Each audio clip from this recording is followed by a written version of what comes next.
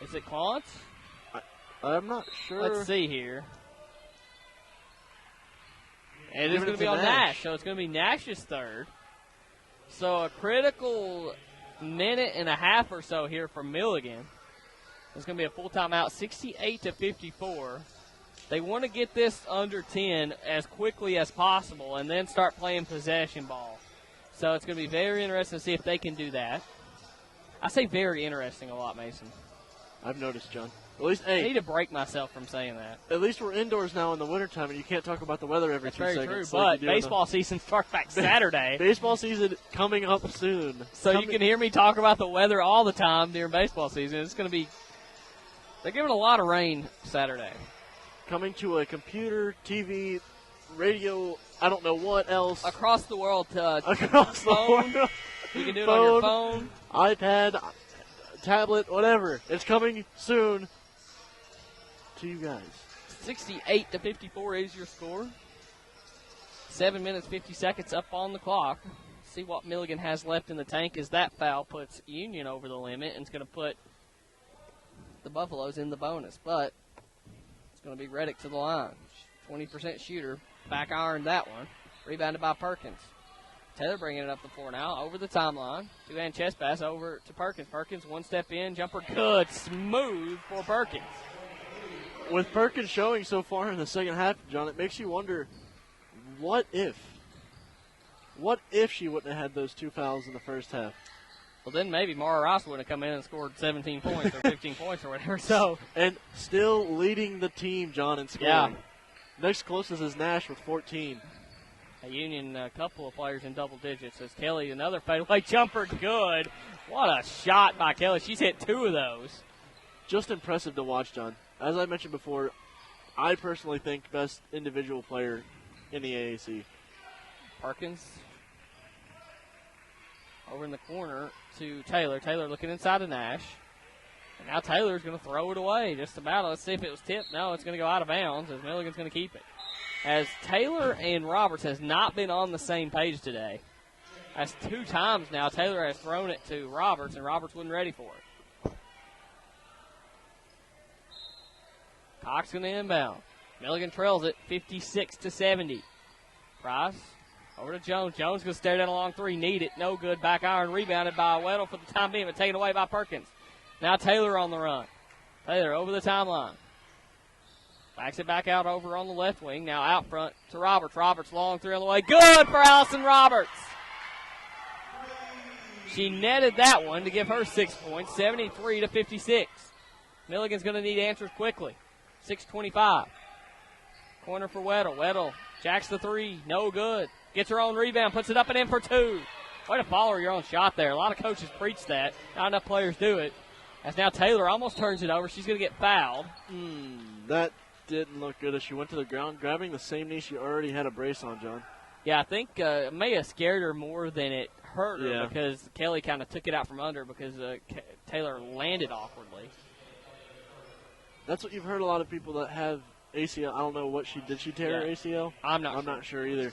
But people that have knee problems, they get more scared when someone has contact with it. And I think that's probably, like you said, what happened there. Could imagine because that's such an unimaginable pain that, when you get, you don't want to ever feel that pain again from what I've heard, and that's kind of what scares you out of it. Taylor banks home both free throws.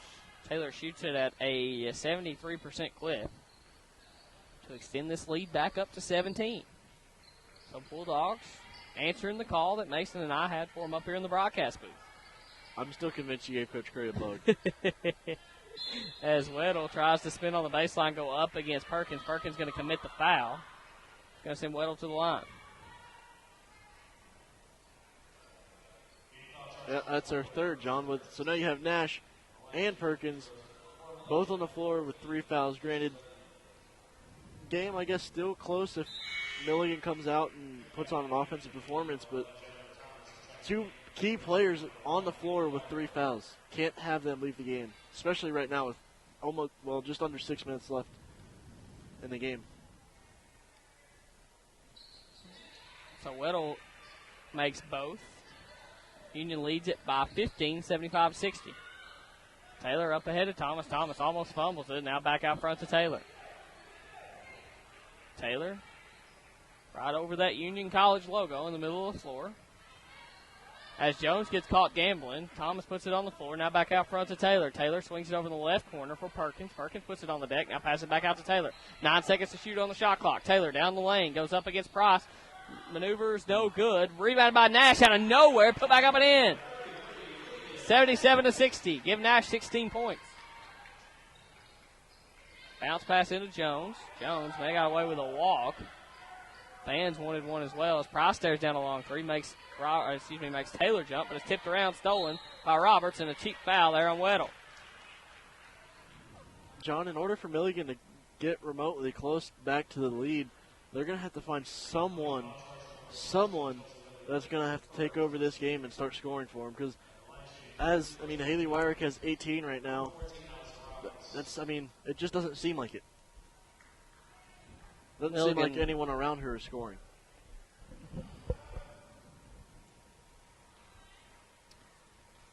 Roberts stares this one down, puts it up. No good.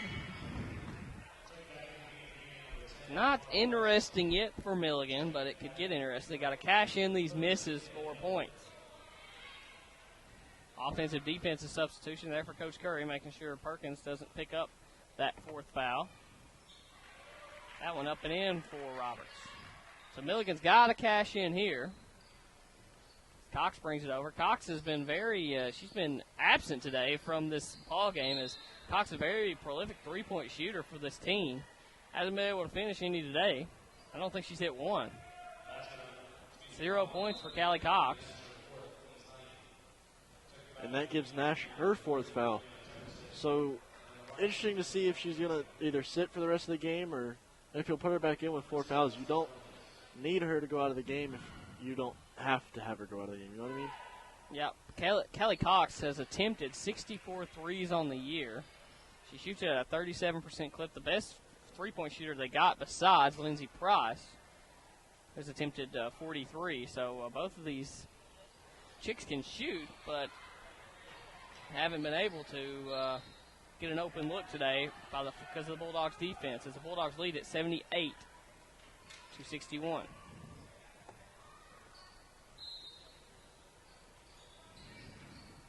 Into Jones. Jones goes across the lane, goes to that finger roll. That's her shot as Jefferson picks up the cheap foul. Might have gotten bailed out, John, I thought she walked before she got fouled, although I guess she could have got help to the walk too. I think that's what it was. I think the push kind of helped her into that walk. First one up for Jones is good. 78-62 now, 4:56 remaining. Next one on the way, good. Jones makes both. Taylor calls for some help up here in the press. It's off in the middle of the floor to Roberts. Roberts over the timeline. Hurried up with her dribble, now backs it back out. Coach Curry calls out motion as he gives it over to Thomas on the left wing. Taylor gives it over to Thomas. Now Taylor gets it back straight away. Over on the left wing to Rice. Rice picks up her dribble off to Roberts. Roberts with 10 to shoot. Out front to Taylor. Taylor with 7. Taylor crossover dribble. 15-footer on the way. Good for Taylor. 80-63. Approaching under 4 to play. Kelly, so she goes with that fadeaway jumper, and indeed she's going to. She's got that down pat. Back iron, no good. Tipped around and back out to Kelly as his offensive rebound for the Buffaloes. Jefferson may have got away with another foul there. Dishes it out to Taylor after she gets the rebound. Taylor pushing the issue. Out to Thomas. Thomas going to launch a three. Why not? Good for Jennifer Thomas. Coach Curry calls a quick timeout. He's going to want a full timeout. That's Thomas's first three on the day. And it extends this lead back up to 20, more importantly, with 3:56 to go. We're going to take a break. You're listening to the Bulldog Sports Network. Whether it's new or used parts you need, car parts, truck parts, SUV parts, foreign and domestic parts, any part from A to Z, Davis Salvage and Auto Parts on the Cumberland Falls Highway in Corbin has it or can find it. Davis Salvage specializes in late model auto and truck parts. For over 40 years, the Davis family has supplied customers all over the United States with new and used auto and truck parts. Davis Salvage, open Monday through Friday, 8 to 5 p.m. or online at davissalvage.com. Take a look at their inventory. Davis Salvage and Truck Parts on the Cumberland Falls Highway in Corbin, the only place to go for all your vehicle needs. I'm at the top of my class. I am pursuing a double major. I am a student athlete. I am pursuing a postgraduate degree. I am a helping hand. I am from England. I am an aspiring artist. I am a future doctor. I'm a soldier. I am inspired. No matter what describes us or what our goals may be, there is one thing we all have in common. Together we are Union. Think big about a small school. Think Union. Visit unionky.edu. Welcome back, ladies and gentlemen, the Bulldog Sports Network. 83-63 Union all over Milligan. As Milligan came into this game 13-8 overall, 9-4 in the AAC. They dropped their last game Saturday at home to Tennessee Wesleyan, but only lost by 1. Tennessee Wesleyan would have lost that game, but scored the final 7 points. Union, of course, will have to go play Wesleyan Saturday afternoon, so it's a quick turnaround for the Bulldogs. It's going to be interesting to see how they handle it. Kelly out to Jones. Jones, 3 on the way, need it. Back iron, no good. Rebounded by Cox for the time being, but tipped away. Jefferson tried to save it into Taylor, and it goes way out of bounds over her head.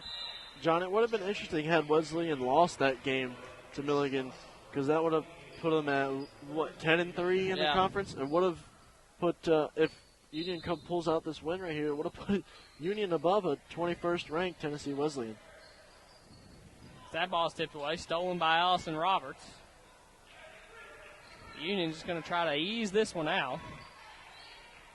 As now they can kind of go into stalling mode as 83-63, 20 points mathematically. Milligan, their chances of winning this game very slim. Roberts stares down a long three. She has all day. Front iron, no good. Bricks that one. Now Jones the other way, angling right down the lane, making away with a walk or a charge. But no, she doesn't get away with a charge. Make that charge number 5 today, John, which has kind of been a good key to this game for Union, which has helped them get the ball back in some times where Milligan was obviously driving to the lane and had an easy layup. Milligan going to bring on that charge the press. Bring on the charge, John. As they picked up Union looking to bring on the charge, I guess, to finish out this game. So they lead it by 20. 3 minutes to play. Taylor dribbling out front. Union just running some offense. Taylor gets the screen from Perkins. Looks inside to Nash. Doesn't have it. Now gets it into her over on that left block. But now back out to Taylor. Taylor's going to take the 3. Good. And that may be the dagger. 86-63. Quickly up ahead goes Carter. She dishes it back out to Russell, as I believe Coach Aubrey has kind of brought his troops back over on the bench, and now it's maybe the bench players in there at the moment for the Buffaloes. John, I feel like I kind of eat my own words when I said in the first half that Taylor doesn't have to score to be a part of this game, and she has 14 points, kind of quietly in a way. It's been a tough 14 points for her, though, because of how well. I know you're gonna look at the stat sheet and said, well, she didn't do too great against Kelly. Didn't do too great against Taylor. That's wrong. Yeah. Kelly did a very good job on Taylor today, and in my opinion, did her job. So hats off to Kayla Kelly over there on that Milligan bench. And hats off to her too on the offensive end as well, John, as Milligan gets a shot clock violation. But hats off to her on the offensive end as well. She took a lot of shots. I'll be interested to see how many shots she actually took. But she took a lot of shots, just they weren't falling her way tonight. 86-63 with 2 minutes remaining. Both squads, a couple of subs mixed in there for Bulldogs, but still got their a couple of their starters out there on the floor. Here they come. There's Sarah Scruggs off the bench for the Bulldogs as Taylor puts it on the deck, dribbles across the free throw line in the corner for King. King launches a 3, no good. Rebounded by Jefferson. Nope, it's going to be out of bounds. And, John, kind of the same point with Coach Curry as with Coach Burton. Other than a select few players on the bench, Coach Curry's bench players are just the same as the players that play just about all games, which is what we said in the Crown game with Coach Burton. The players who were in the last 2 minutes of the game were just about the same players who played all game. So Jenna Mills making an appearance here for the Bulldogs, the Knox Central standout from right here in Barberville. Let's see the hometown hero in the ball game here late. There's a minute 29 remaining. Don't foul here, just let them play as Scruggs is on the deck. Going to cause the jump ball is also Taylor Atkinson coming into the ball game. So Union going deep into their bench. Also number 23, Taylor Brock, the freshman out of Somerset, Kentucky, coming in. So out there for the Bulldogs right now is Taylor Atkinson. It's going to be Taylor Brock, Jenna Mills, Reagan King, Sarah Scruggs. As Brock launches that one. As that one pokes loose, it's a scrum for it underneath the basket. And somebody, as my coach in high school would say, and I've used this on here before, get a stick and kill it, and then pick it up. It's another jump ball. That one goes in the direction of the Buffaloes. As we're approaching under a minute to play, Bulldogs on top 86-63. Held Milligan 10 points under their average as well, and Union scored well over their points average. Both these teams averaging 72 and 73 points per game, respectively. So great job by the Bulldogs. There's a long three for number 11. That's Casey Jones. That's rebounded by King. King going to bring it down the floor. Crossover dribble down the lane goes up. No good. Rebounded by number 44. That's Hannah Morgan. A lot of these players, young players, you may see here down the road as this may be a starting five versus starting five down the road. Minus Scruggs is a senior. But a lot of these young freshmen and sophomore out there for the Bulldogs besides Scruggs. Yeah, John, this could be a telltale for what's to see for Union's future, as King's just going to dribble this one out. It's also an Eastern Kentucky All-Star team out there. You got Reagan King, she's from Hindman. Taylor Brock, she's from Somerset. Taylor Atkinson, she's from Stanton.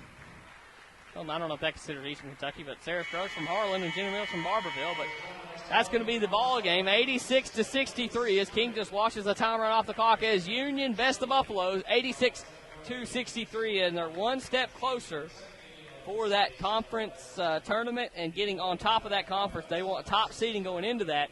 They're going to have to do it by beating Tennessee Wesleyan on Saturday. So that's going to be a very interesting one. We're going to send Mason to go get some final game stats, not halftime stats as I usually say. But he's going to go get some stats. We'll be right back with you. You're listening to the Bulldog Sports Network. I'm the first college graduate in my family. I am a fan of classic literature. I am a fine arts major. I am strong in my faith. I am a fitness fanatic. I am a champion. I am working my way through college. I am ambitious. I am a Southern Belle. I'm a single parent in college. No matter what describes us or what our goals may be, there is one thing we all have in common. Together we are Union. Think big about a small school. Think Union. Visit unionky.edu. I'm the first college graduate.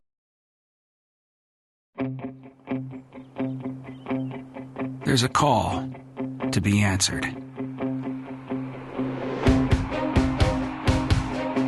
Time is still on your side. The pads still feel good.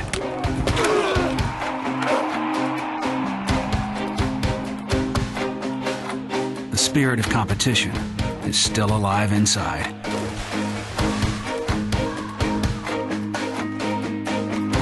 The desire still drives. A new team welcomes you and challenges you.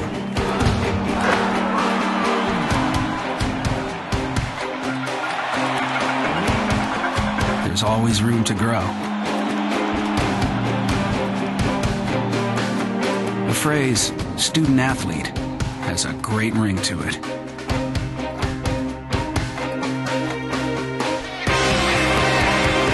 Lasting friendships are ready to be made. You just want to keep playing. Game on. Learn more at naia.org.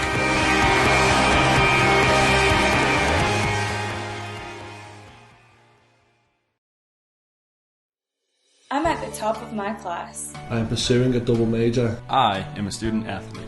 I am pursuing a postgraduate degree. I am a helping hand. I am from England.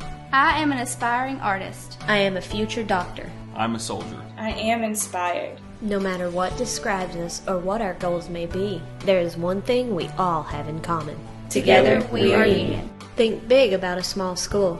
Think Union. Visit unionky.edu.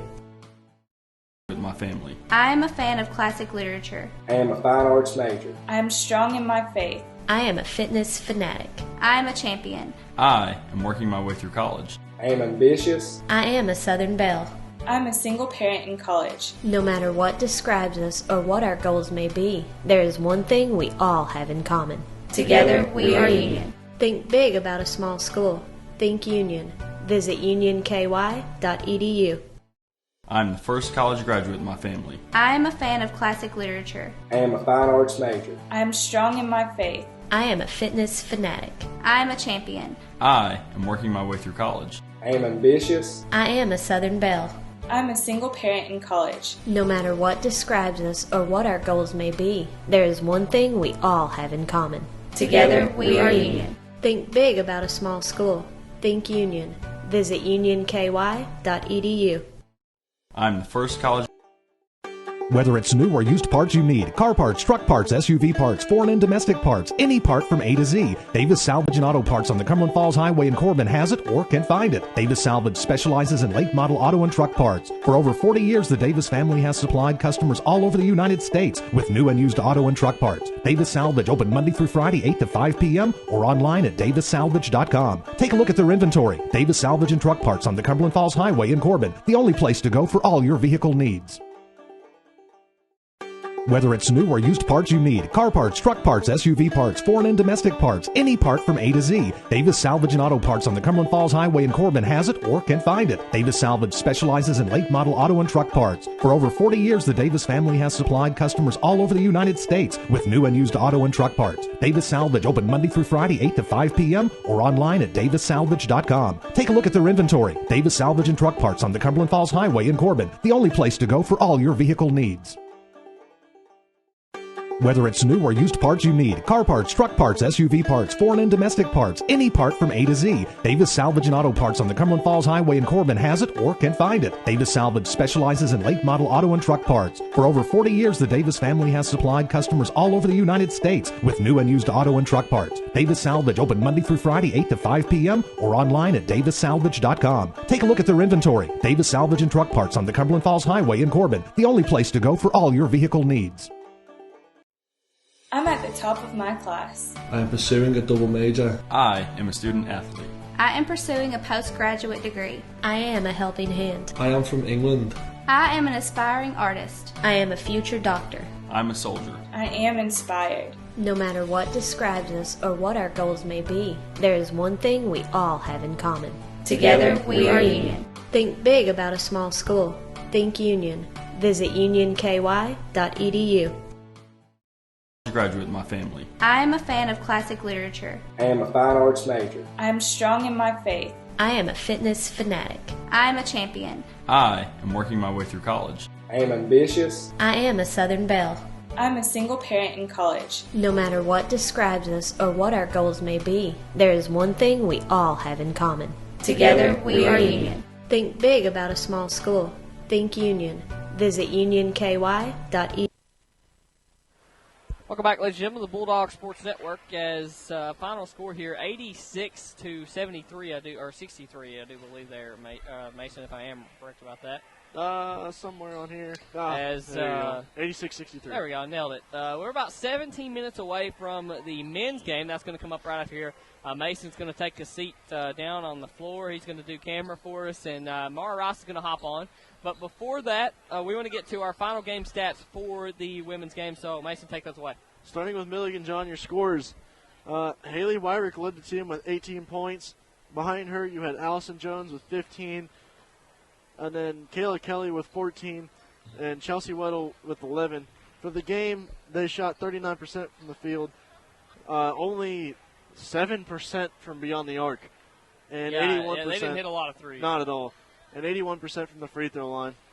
For Union, who spread the wealth, basically, leading the team was Mara Rice with 19.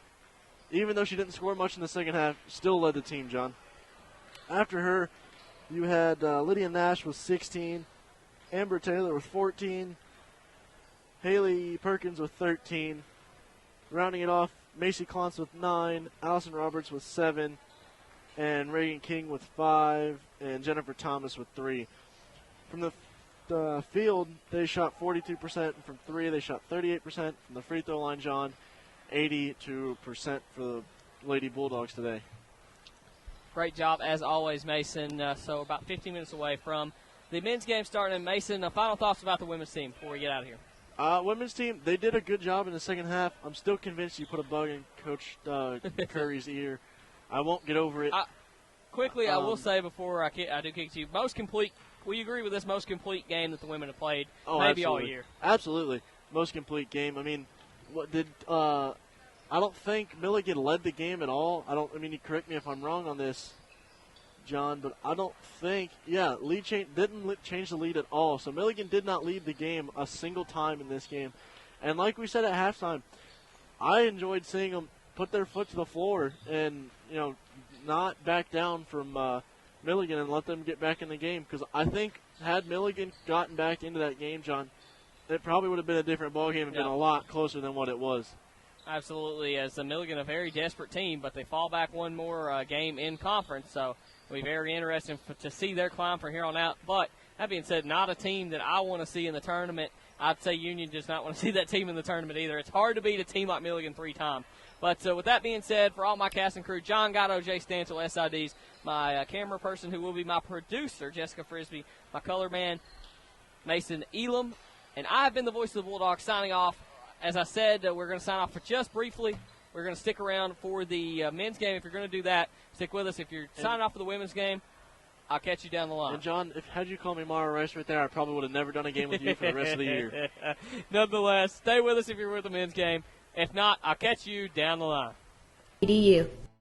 I'm the first college graduate in my family. I am a fan of classic literature. I am a fine arts major. I am strong in my faith. I am a fitness fanatic. I am a champion. I am working my way through college. I am ambitious. I am a Southern Belle. I'm a single parent in college. No matter what describes us or what our goals may be, there is one thing we all have in common.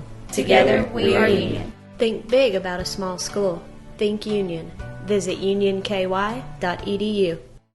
I'm the first college graduate in my family. I am a fan of classic literature. I am a fine arts major. I am strong in my faith. I am a fitness fanatic. I am a champion. I am working my way through college. I am ambitious. I am a Southern Belle.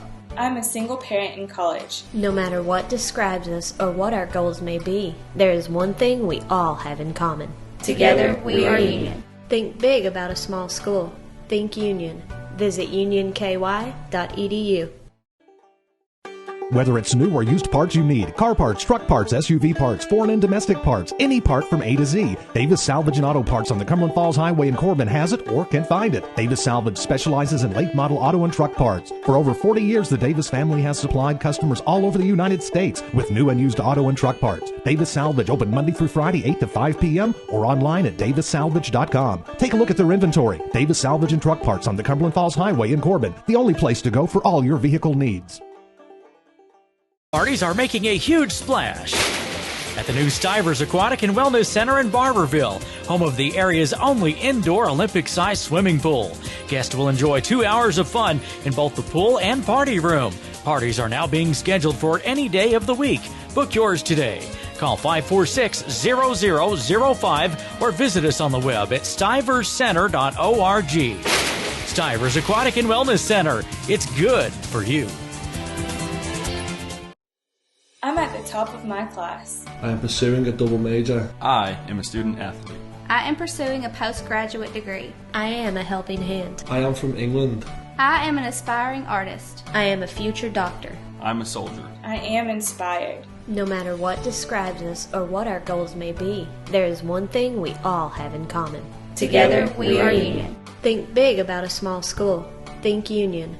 Visit unionky.edu.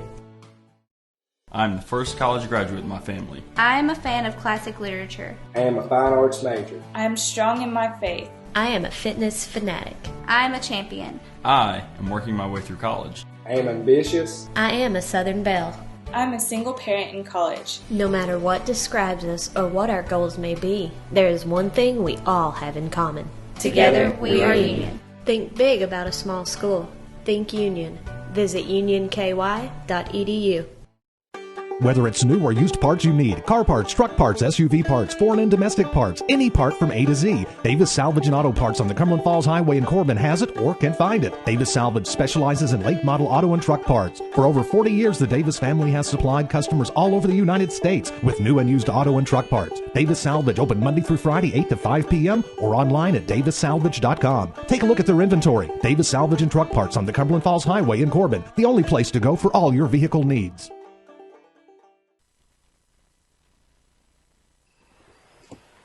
Good afternoon, ladies and gentlemen. Welcome to Rope Center Arena on the campus of beautiful Union College as we're set for men's basketball action in the second game of our doubleheader. The first doubleheader of the I'm way behind here on my script, so take two on that one. Good evening, everyone, and welcome to Rope Center Arena on the campus of beautiful Union College. We're set for basketball action as the men's team will look to keep rolling right along, but tonight they won't be playing an out-of-conference foe, but a conference foe on a hot streak as Milligan has rattled off 5 in a row after it looked like their season was on a downward spiral after a 7-game losing streak. This team's stock is climbing, though, after knocking off Tennessee Wesleyan 95-83 at home, but Milligan still sits 5th place in the conference, but Union is on top in a commanding lead, but it can't afford to slip up. Hello again, everyone, and welcome to the Bulldog Sports Network. I'm the voice of the Bulldogs, John North. Track along my broadcast partner, making her second appearance, Mara Rice. Mara, has your arm cooled off any from that first game earlier today? Maybe just a little bit.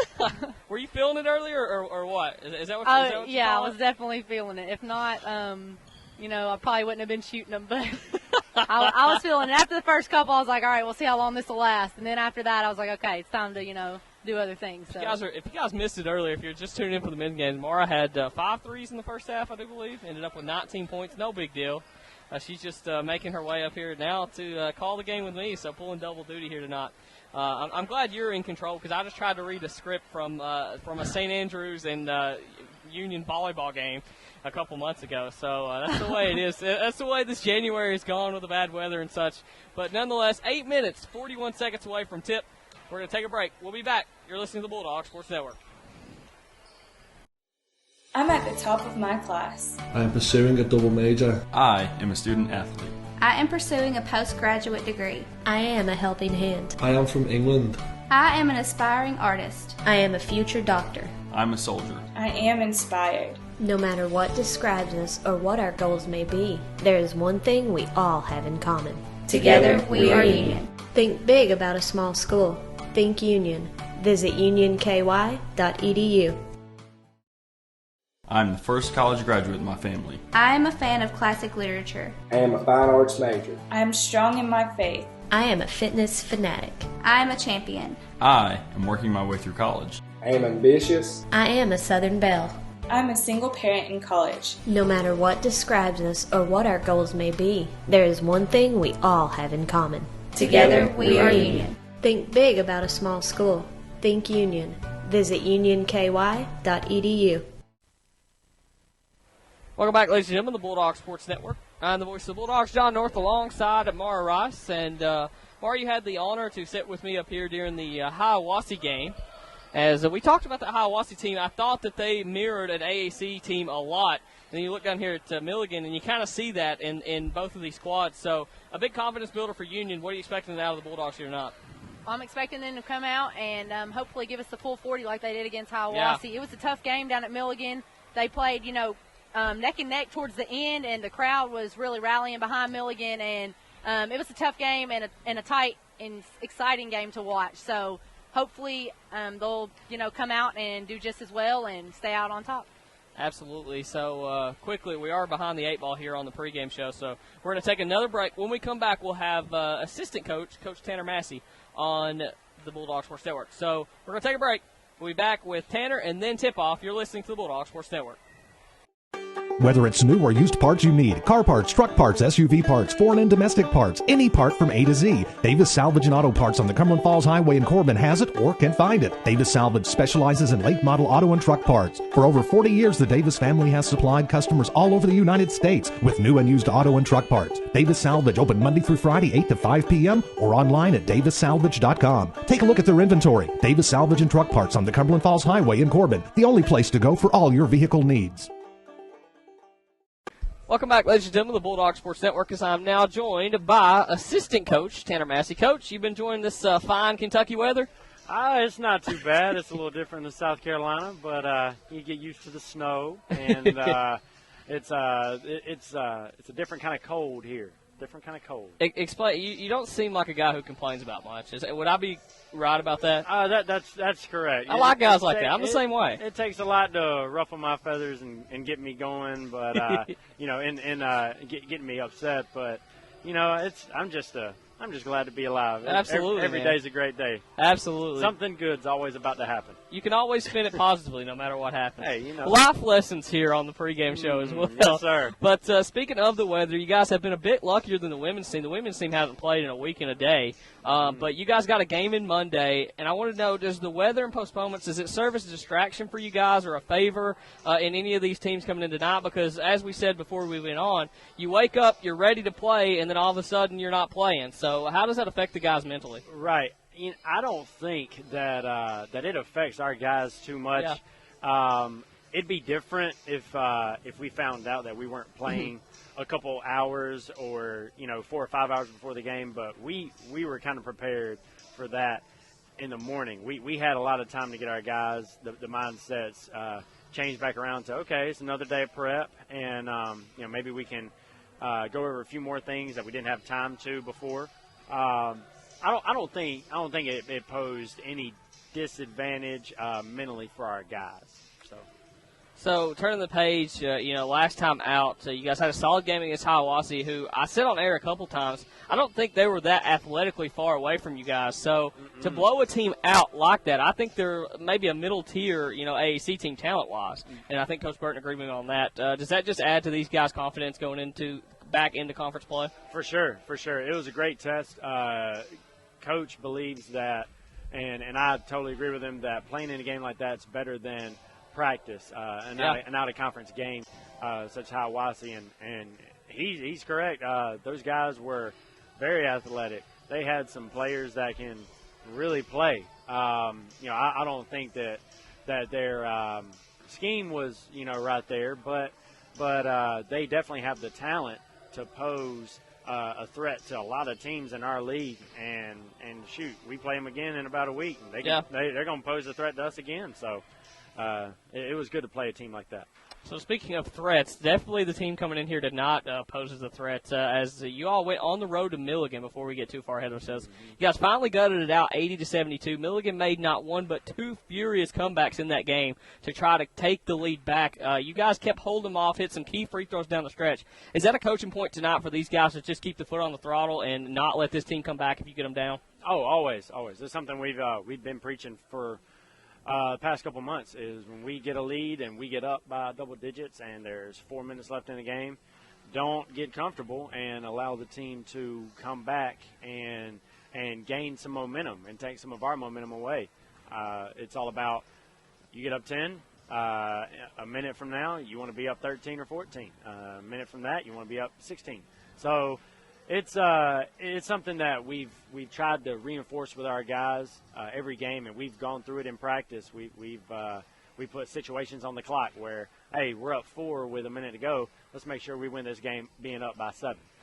Something like that. Yeah. Well, you guys, I will say this, you guys have come out of the locker room in each game here in the last couple of weeks, just fired up, rattling off a couple runs, 6-0 run, 9-0 run, 12-0 run. Is that something you guys make, in the locker room, you guys get them fired up, or is that just something this team is doing on its own to not let the momentum from the first half make a lull in the second half?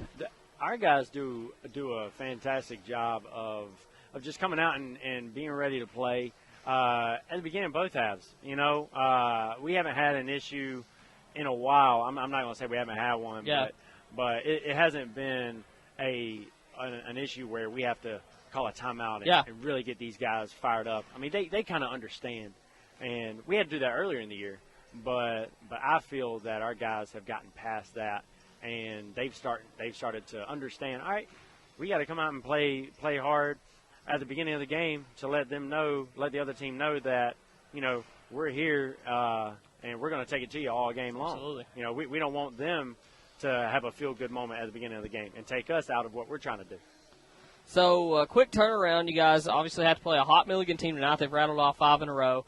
You have to turn around and play Tennessee Wesleyan on the road Saturday, and then you guys have to turn right back around and play Virginia Intermont on Monday. I know you guys have had a couple quick turnarounds this season, but is this just kind of preparation for conference? Because in conference, you have to win the conference tournament, you have to win 3 games in 3 days. So is that kind of how you guys are looking at it? Yeah, and we understand it's going to be a toll on our guys. They are 18, 22-year-olds, so they should be able to bounce back quick, and they're college athletes. We expect them to bounce back quick, but it's going to be different than anything they faced all year, physically and mentally. They got to be ready to turn the page quick, have amnesia, and pretty much, if we play great tonight, then we got to be able to turn the page and focus. All right, we got Tennessee Wesleyan. I mean, I call it an NBA schedule. I mean, we have 4 games in 6 days. Yeah. That's total NBA.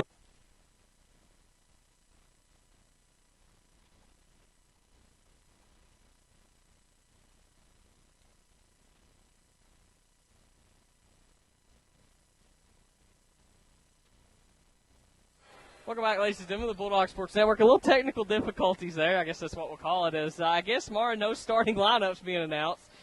So quickly, before I get to you, I'll run down the line here. As starting first for Milligan, it's going to be Cartry Pettis, Kurt Brooks, Mickey Woods, Torian Sitton, and Morgan McLeod. Starting for Union, it's going to be Fitzgerald White, Michael Buter, DeAndre Stevens, Gerard Newby, and Deontay Johnson. As Deontay screens Stevens. Now Stevens gets it into it. Off the glass goes Johnson. 4-2, and Union takes their first lead. Union on top 2-0 with 19:36 remaining. They're going to give us that, John. We definitely need to take advantage of that all night with Johnson being a big player in the post. Johnson had a huge game against Milligan last time out, too. It was a bad shot there by Pettis, but offensive rebound to McLeod. So Pettis going to attack the rack again. Out front to a wide-open Sitton. He's going to back iron it. Rebounded strong, two-handed by Johnson. Dishes off to Buter, who gives it to Newby going down the right lane, but he is fouled. Going to the line for 2. Starting lineups have totally thrown me off, Mara. I'm just off my game right now. First foul here for Milligan. I think that's the first time they've ever done that, so I was a little thrown off, too. It's completely just threw me off there. As to the line goes Newby, he sinks the first one. Let's just hope it's because they were so ready to play, they just wanted to jump right in it. That's what we're going to say anyway. If I'm not mistaken, I believe it was because of John Gatto had to do SID duties down there, and he did it for the first game. So that's what we'll say is that one's rebounded. Going the other way now for Pettis as it was McLeod, with the rebound. Down the lane goes Pettis, dishes it off to McLeod, up and in for 2. 3-2 is your score. Union on top of Milligan. Long 3 for Stevens on the way, no good. Back iron tipped around by Buter right into the hands of Deontay Johnson. Goes off the right block, throws it up, no good. Now Milligan off to the races. Brooks over the timeline. Now Pettis. No look passing to McLeod. He looks out to Sitton. Instead goes up against Fitzgerald White. No good. Rebounded by Johnson. Very physical style of play here early. As there's a pull-up jumper for White. No good. Rebounded by McLeod, and now we're off in another foot race. This time Sitton down the lane, lays it up and in for 2. No good. Union's going to have to be just a little bit smarter about our shots. They're obviously wanting to push the pace a little bit, but we need to, slow it down just a tiny bit, make sure we're making smart shots, smart decisions, and get good shots so that way we can score off of it. Frantic pace thus far for both of these teams as Stevens calls out the play. Stevens only a handful of games under his belt, but he's sit over there with Coach Burton all year, so He knows his playbook by the back of his hands as he gets the screen from Johnson, throws a nice pass into Johnson. Johnson in traffic is going to get called for the walk. Johnson claims he got fouled. Has a few choice words for the official. As Sitton now inbounds it to Pettis. Pettis over the timeline. Union coming out of that little 3-2 zone. Pettis is going to take an awkward-looking jumper. Dies on the back iron, no good. But Newby and Johnson, side by side, lets it go off both of their hands and out of bounds. 3-2 is your score, 17:38 remaining here in the first half. Milligan, like Hiawassee, is, an athletic team, so we're going to have to make sure that we don't let them break into that zone and get easy shots out of it. And second chance points is going to be a big thing. We've already seen multiple offensive rebounds. They're getting second chances at shots, and that's going to hurt us if we don't rebound. One of the first times I've seen in the last couple of games Coach Burton have to call a timeout and really rip into these guys for their effort early here on defense. He's not very happy with it. As one particular player he was not happy with was number 33, Gerard Newby. Is very not happy with the Newby there on the weak side as they break the huddle. So that's I think the maddest Coach Burton has been for a while. Yeah, it definitely has. But I understand when you get a good defensive stop, you have to be able to get those rebounds on the backside so you can push it back the other way, not give them a second opportunity at the ball. Milligan leads at 4-3 and almost turns it over on the press. Does Union. Buter gets it in the paint, gets it off to White, goes up for the finger roll, good. Mickey Woods pushing it down the paint. No-look pass over to McLeod. That's Brooks. Now back out to Woods. Woods takes a long three. No good. Rims out. Stevens skies above everybody and gets it. Now he's on the run. Up over the timeline. Behind the back dribble. Now between the legs dribble. Spinning through traffic. Fadeaway jumper at the free throw line. Good. DeAndre Stevens just took it to Milligan right there. As Pettis tries the other way. This is off to Woods. Woods with the left-handed dribble, looking for somebody to throw it to. Instead goes out front to Brooks. Brooks can launch that one, but Stevens was quick to close out. Pettis down the lane, goes up against White, no good, but Fitzgerald White's going to commit the foul.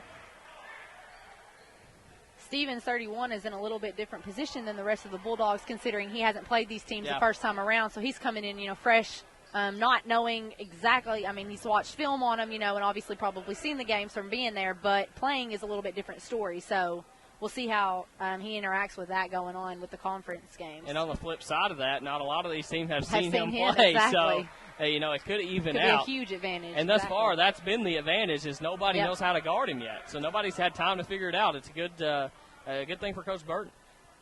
As it's going to be Pettis to the line. He shoots at a 45% clip. Misses it, but Brooks is there for the offensive rebound. Coach Burton just throws his hands up. Woods goes inside of McLeod. Skip pass over to Brooks. He can launch it. Three on the way. No good. Rebounded by Johnson. Hand off to Stevens. Stevens forces one up to Newby over on the right side. Now back out front to Stevens. Stevens acted like he wanted to take that shot. And now, a fake into Johnson. Skips off Johnson's hands. I thought it skipped off Johnson's hands, but they're going to say it was off McLeod's hands as Union's going to keep it under the basket. One thing I really like to see is how well Stevens and Johnson read each other. I think they do great together, and Stevens really works hard to read him and get him some good passes in there. Buter with a floater up. Maybe it was a pass into Johnson. Johnson stripped. Now we're going the other way. Pettis to the middle of the floor. Crossover dribble goes up. One-hand pass over to Sitton, but that one's going to go out of bounds. Milligan's making no effort to slow this ball game down, so they're going to keep the pace going, and doesn't seem like we're, looking to slow it down either. So Buter and White comes out. Tarek Smith. And no, White's not coming out. He was just walking over to receive the ball, so it's just one sub in, Buter for Smith. White goes baseline. Stevens looks for him. Instead goes opposite to Smith. Smith looking inside of Johnson. He had him for a minute as Woods picks off the pass, throws behind his back to Tarek Smith. Good pass to the White team instead. Stevens feeds Johnson. Johnson goes up. No good, but he's fouled as McLeod got caught out of position there. A nice feed into Stevens from Johnson as Johnson had great position. Put that one up. No good, but he's fouled and going to the line for two. That's going to be Johnson's advantage in there. If he can keep him sealed, the guards are going to get him the ball. So Johnson just really needs to keep working in there and keep getting those post opportunities. Johnson sinks the free throw. Give Union the 8-5 lead. Give Johnson 3 points on the evening. Johnson shoots it at a 59% clip from the charity stripe. Next one's on the way and good. So Archie Adams going to come in for Johnson and give him a breather. 9-5 is your score. 15:45 remaining here in the first half. Pettis walks it over the timeline. Union turning up that zone. Pettis driving right into the teeth of that zone. That's something we haven't seen a lot of teams try to do against Union, is just try to beat it by off the dribble. That time was unsuccessful for Milligan, and Stevens gets it out front. Walks it over the logo. It almost seemed right there, John, that they had somebody coming into the high post, so Fitzgerald White was stepping down, which therefore that guard has that open lane to attack him instead of Fitzgerald being out and, having those long arms where he can't really see around him, doesn't see the open lane, and isn't as able to attack. Stevens takes a long three. Good. Rattles it home. I was watching Stevens in warm-up today during the men's walkthrough, and he wasn't missing anything. And I said we could be in for a treat later on tonight. So he rattles the second three home, but now he gets the steal. Fires one up ahead to White. White goes up and gets it. He's got Newby. Lobs it up to Newby. A dunk! It's exactly what we needed right there to get our crowd's into it, the team's into it, get a little momentum going, get a little excitement. It's always nice to see that. Nice to see those two on the same page as Union has a 14-5 lead. Maybe the worst start Union has gotten off to against maybe it was the University of the Cumberlands back during Christmas break. Definitely. And still turning it on here as Woods gets it over in the corner. Now back out front. That's Pettis. Pettis fires a rocket inside to 34. That's sitting and rebounded by Smith. Smith now on the run, 3-on-1. He holds it up. Now dishes out to White, who quite wasn't ready for it. He's going to pull up the three. Long one, no good. Rims out, rebounded by Brooks of Milligan.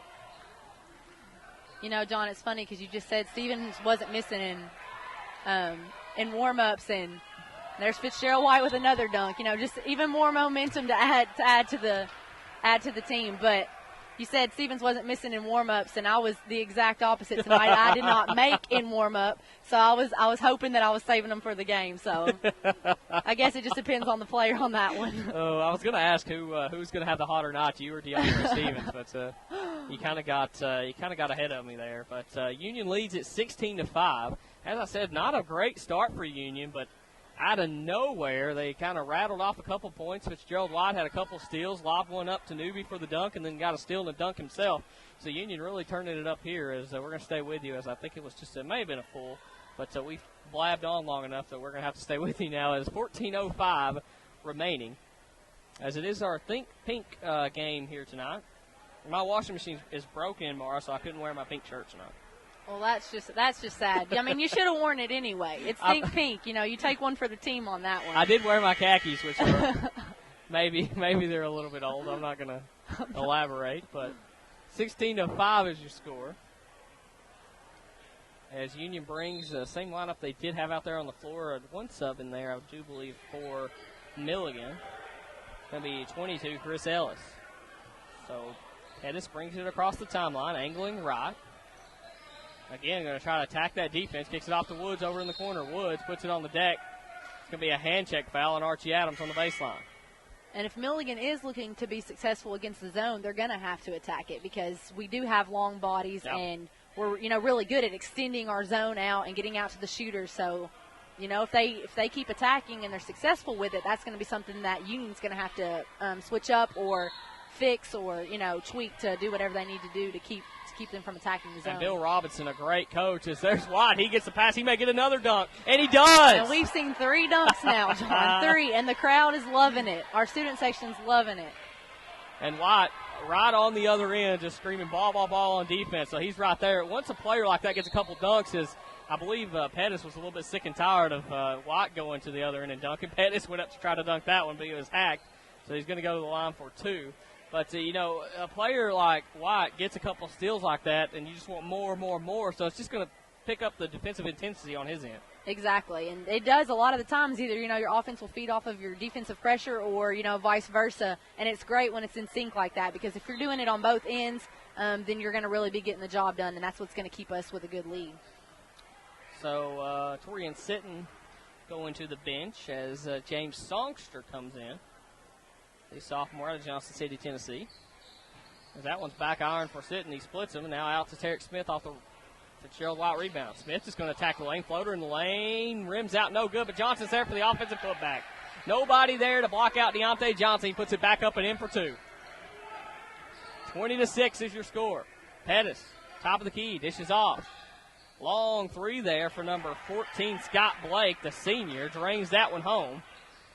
That's what Union has to be careful about, is letting him attack that zone. Even if it's just to the free throw line, it opens up the kicks for their three-point shooters. Usually Union very good at flaring out on either side to guard that. That time just the senior there, number 14, Scott Blake, was very deep, too, on that left wing. So Union maybe a little quicker to close out as Stevens going to sub out, Nay Walker going to sub in. There was also Gerard Newby having to rotate from the baseline, which if, you're that far out, it's going to be a slower closeout. So Absolutely. Didn't have enough time to get out there. So Walker coming in to run some backup point guard duties, which Coach Burton doesn't look at it as second string, third string, but Smith going to get the left-handed dribble, thinks about taking the jumper, pump fake, back out to White. White now over to Smith. So 1 second on the shot clock. Terry's going to have to let it go, and he does. Air ball. As they don't call a shot clock violation, just going to let Pettis go, which I do agree with. As there's a bounce pass in to number 2, Songster, as he loses off his hands. Good offensive break there for Milligan, just couldn't grab it. That was also a good defensive possession by Milligan, Yeah. making us run the shot clock down, not letting them have any easy ones in. Union's going to have to do a better job at executing and getting some good shots. And Tarek just a second too late, and I know what he was trying to do. He was trying that backdoor lob to Newby, and it didn't develop quick enough. And that's great scouting on Bill Robinson's half for Milligan. So Fitzgerald White over on the right wing. He's going to put it on the deck close to 5 seconds, but he breaks it. Gets the screen. Nice bounce pass into Johnson. Johnson goes up and in for 2. Gives a little fist pump afterward. Locks in some emotion from the big man. It's rare, but when it happens, you know he's in the game. 22-9. Give Deontay 8 points. Corner 3 on the way for Mike Woods, the junior. He drains it home. So these two exchanging baskets. Union still has a 10-point lead, 22-12. White down the lane. They got fouled, and he does. He's going to go to the line as Tremaine Elias runs to the scores table as Fitzgerald White goes to the line for 2. He was fouled by number 2, James Songster. That's his first, team's third. Both these teams have 3 fouls. White has a nice advantage of height when he's going to the rack on the smaller guards that are guarding him. So he needs to definitely keep taking advantage of that, keep taking it in, and he's got better looks at the basket than some of our shorter guards. So White goes to the line, sinks the first one. So 11:48 remaining, 23-12 is your score after the White bucket. Now he's going to go to the line for his second one. Fitzgerald White shoots it at a 56% clip from the line, nails both of those. Where he shoots a better, doesn't anymore, but at the beginning of the year, shot a better three-point percentage than his free throw percentage. So I'd like to see those balance out, especially the way White attacks the basket. Pettis brings it over the timeline. Walker's going to step up to guard him, backing off Pettis a little bit, as Pettis is going to do one thing, Mara. He's going to try to the rack. And there's another long three from Mike Woods Jr. 24-15 is your score now. Milligan definitely has some shooters. It seems like it's been, a game or so since we've had multiple good shooters to worry about, plus multiple guards that can drive. So Union's going to have to, they're really going to have to lock down on defense and be able to defend both. Something Union can do, though, as well, is just match you 3 for 3, as they have a plethora of three-point shooters. And that time, Deshaun Hairston nails one home as Pettis drives the rack. Guess we get a little taste of our own medicine, considering we have all our guards that can shoot and drive as well. So now we know what it feels like to, defend that every night. Pettis doing one thing, and he is going to drive to the rack every single time. Pettis, a 45% free throw shooter, misses the front end of that one. He's only taken 14 threes on the year. He's taken 191 field goals. So we know exactly what he's trying to do. Know what his game is, but that's the problem. Good shooters are good players, good slashers like him. You know what he's going to do, but you can't really stop him. Exactly. They've perfected that. As White quick to jump off the bench. Mickey Woods as well up off the bench for Milligan. So Tremaine Elias going to sub out. Coach Burton didn't like what he saw out of Elias there in that brief stint he was in. 27-16, 11:05 to play. Stevens off to Hairston. Back to Stevens over in the right corner. Gets the screen from Johnson. Now Johnson clears out, goes up off the glass. No good, but put back dunk by Fitzgerald White. And oh my goodness, what a dunk. He has 3 dunks now, and we're 10 minutes into the first half. That's just incredible. And White let out a yell after he dunked that one. I've never seen White put I know he can get up and dunk it, but a follow dunk like that, well, look out. And Johnson was even going up for it, and he was like, no, this is my ball. I'm taking this one. And there he is again. He tried to do it again, but that time Johnson's there for the putback. And Coach Bill Robinson realizes what's happening as Union runs over to the bench, and Milligan very slow to go to theirs because they know what's about to happen. 31-16, Union on top. It's very interesting thus far, as I'm telling you, Union got off to a very slow start, but turned on the gas somewhere. It doesn't feel like they're up 31-16 is what I'm trying to say. No, it definitely doesn't, because Milligan's getting a lot of shots, and they're feels like they're playing us possession, but we're getting those turnovers, we're getting those little small putbacks, and that's keeping a great lead for us and keeping the momentum going. I mean, you saw the team come off the bench, yelling and clapping hands, and you could tell where they met at, that they were excited and they had that intensity. Intensity or something. I don't know. I don't know what's whatever they did. Like Mason said, whatever you ate for breakfast earlier, you need to eat it again next week, by the way. But whatever this Bulldogs team did, they need to keep doing it as Harrison gets the steal. Now he's going the other way. Goes up and puts it in. No, it's going to be a charge. Harrison a little out of control there. I agree with that call. Guess I got to give a little props at the cafeteria at school, considering that's what I ate for lunch. So Dawn and Janet, you're doing a great job. What'd you have for lunch today?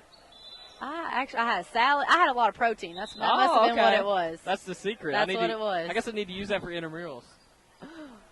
Nice little energy boost. Yeah, that's what I tell myself. Some protein. Anyway. 31-16, 10-10 remaining here in the first half. Woods brings it over the timeline.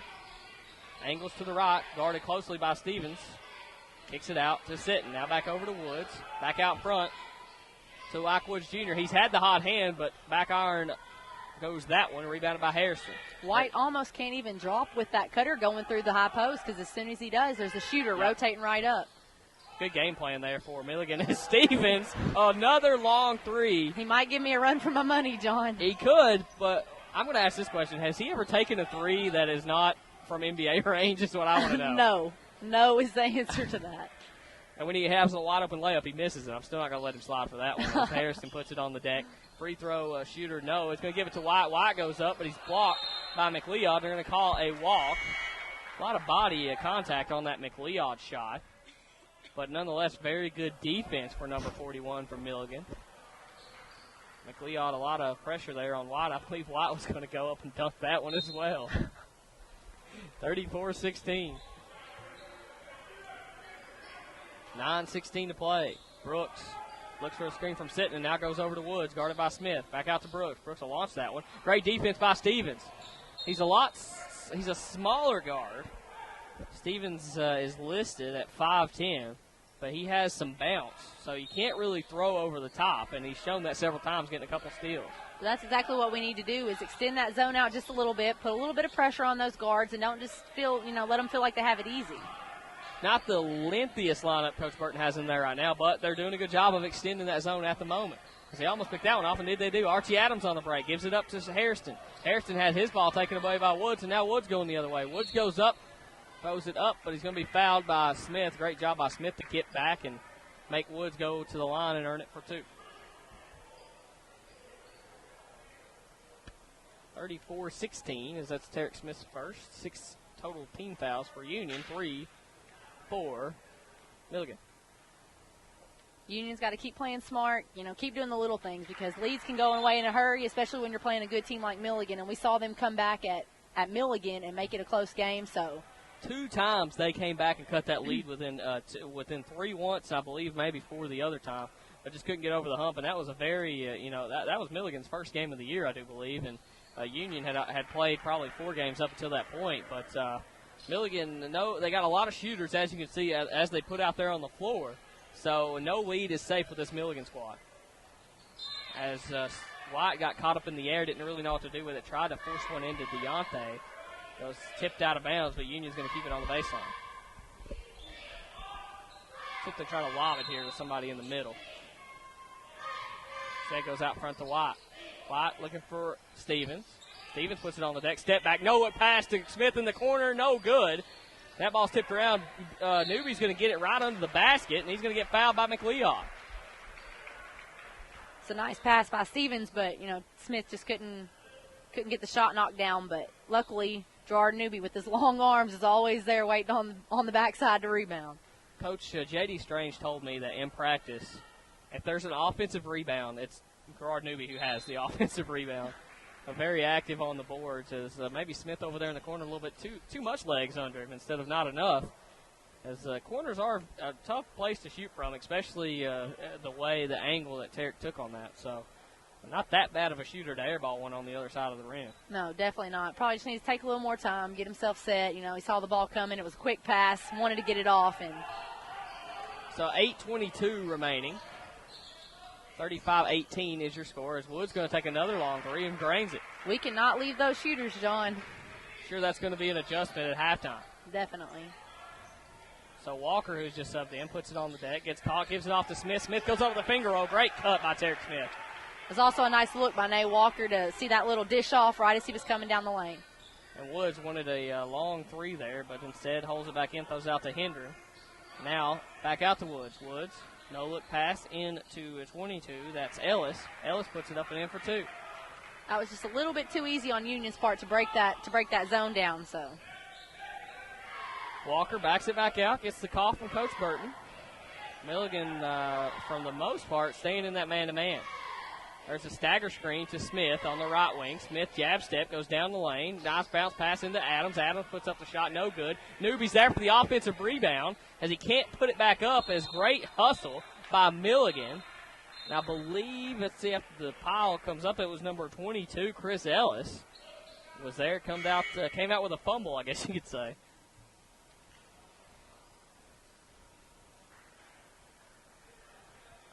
So, Tashawn Hairston coming out.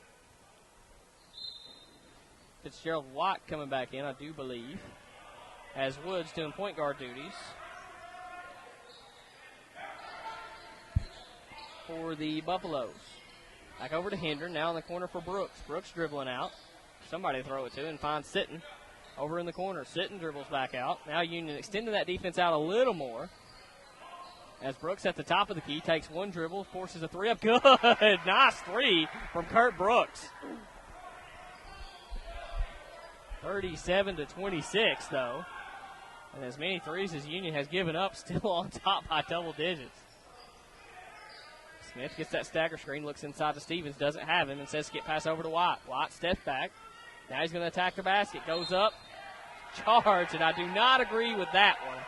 As Smith, I don't think White was out of control, and I think Ellis, who took that charge, was just inside of that arc. Yeah, underneath the basket. Definitely looked like he was inside the arc there.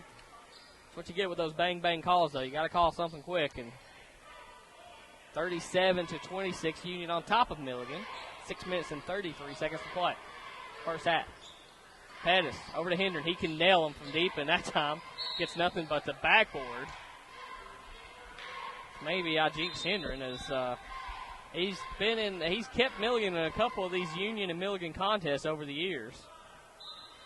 Didn't have his legs under him that time. It was a bad-looking three. As it's going to be a turnover on Milligan, and Union going to take over. Well, one thing's for sure, Milligan has no fear of shooting it. They're going to shoot the ball, so. It's really the only way they have to stay in this contest. As you can see, I mean, they're draining. I would say, they're shooting, if I had to guess, 42% from three or something along those lines. Yeah, they're shooting definitely pretty well. And they're still down 37-26, so to get into this contest, they're going to have to keep shooting and taking and making that three. So Hendren's going to come out. Off the bench is number 2, James Songster.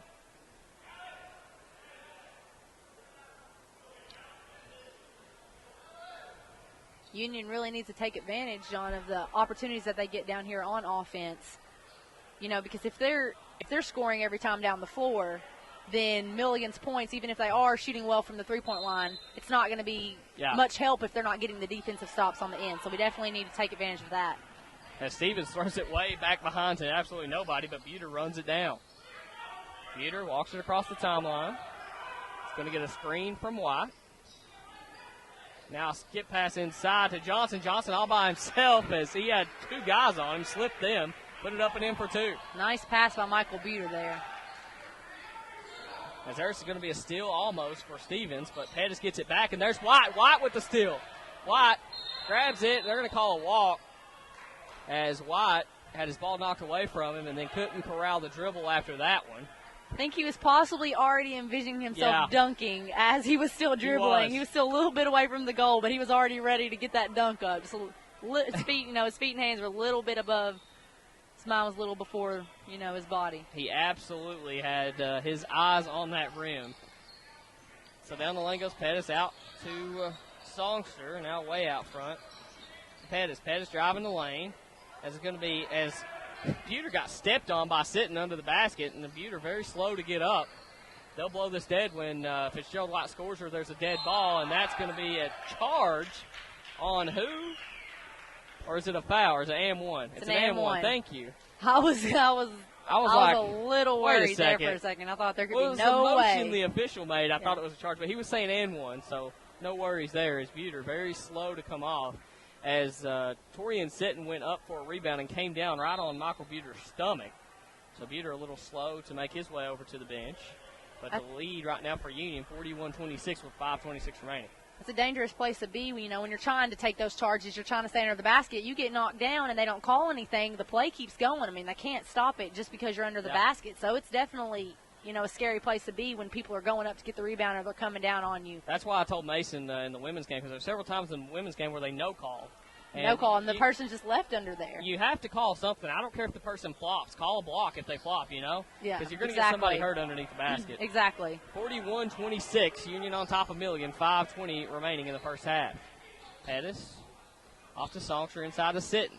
Now kicks it out to Mike Woods Jr., who misses the shot, but it's rebounded offensively by Songster. Now rebounded two hands, strong by Johnson. Now Smith's on the run, has his ball back tapped and picked up by Sitton. Now it's tipped around, and Tarek Smith comes up with it. Up ahead to White.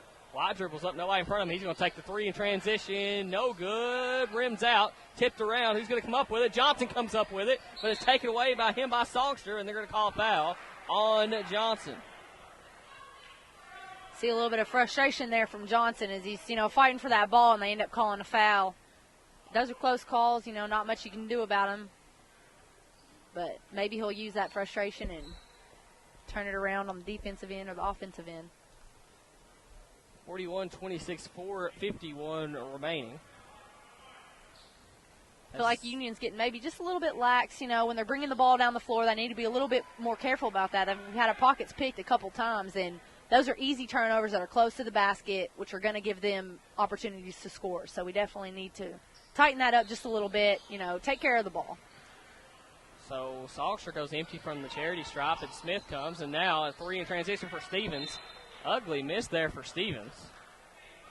As Adams quick off the bench. He's going to sub in for Johnson, who's going to take a well-deserved rest. And that's how I know that DeAndre Stevens has that green light, because he launched that three, and Coach Burton really didn't have anything to say about it. And when he's that good of a shooter, he has the green light from me, too. Exactly. Trust me. Woods Jr. And when he usually makes them, then, you can't say much. Absolutely. Is this going to be a kick ball on White? Good defense by Union. 4:32 remaining. 41-27 is your score. Pettis backing way off him, but going out on Woods Jr., who has been hot from three. So Sitton, now to Pettis. Pettis looking inside. Out front to Songster. 7 seconds on the shot clock, and Sitton is way deep on the left wing. Forces one in to Pettis. Pettis gets called for the walk. Good defense by Union. 2 seconds left on the shot clock. They force a turnover. That was a nice job by Archie Adams. He stood his ground, had both hands up, didn't use his hands, just stood there, let the offensive player run into him, and ended up getting a walk called.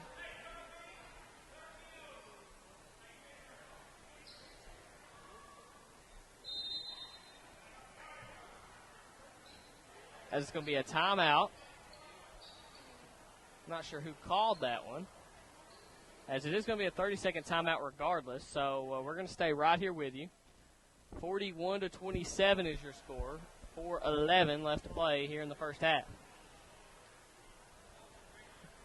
A programming note, we'll have the first baseball game of the season coming up for you Saturday. It's going to be a cold one. Which is crazy to think about, but there will be a baseball game on Saturday. They are giving a lot of rain. Who knows if that'll hit or not the way the Kentucky weather. It could be 4 inches of snow on Saturday. Or it could be sunny and 75. Yeah, it could so. be. We will have that one for you. I know you guys are going to be on the road. Big games at Tennessee Wesleyan. Definitely if it wasn't huge the first games. if it wasn't the first home baseball game, I'd definitely go down there with you for that one. I always love going to Tennessee Wesleyan's gym. It's a real small gym, and the sound echoes off the walls. So it did get it's always loud in great there, as atmosphere, you know, when yeah. we played conference Yeah. championship tournament there, a couple Mentioned years that. back. It was. Mentioned that a couple times because I said your hot shooting reminded me of that game, too, which you also had a hot shooting night, too. So 41-27, 3:58 remaining. And Stevens going to take a long shot. No good. Tapped around. Rebounded by Pettis. Fires one up ahead to Woods. Ball didn't even touch the ground as Woods Jr. goes up. His shot's partially blocked. Now Sitton's going to get it. And now out front to 44. That's Will Robinson as he takes an ugly-looking jumper. No good. Rebounded by Johnson. Stevens pushing the issue. Fires one up ahead to Newby, and it's going to be a foul on Robinson. As Newby's going to go to the line now for 2. Will be bonus from here on out for both teams. 3:35 remaining. As it's going to be Newby stepping to the line for 2. I like that Union's still pushing the pace, even though they do have a lead. They're still trying to get those transition points, and we need to continue to do that. Yeah, I've been very impressed with the way this team can play fast, they can play slow, they can grind it out, they can play whatever game you really want to, and that's signs of a good team that can do that because, a lot of teams like to play one specific style, and if they can't play it, it takes them out of their game plan. So it's been a very good one for Union this year. Sitton puts it on the deck. Up ahead, that is Sitton now as he dribbles it, gives it to the corner for Mike Woods Jr. Now back out front to Woods. Woods fakes the crossover, goes up, rims it in as a great take by Woods.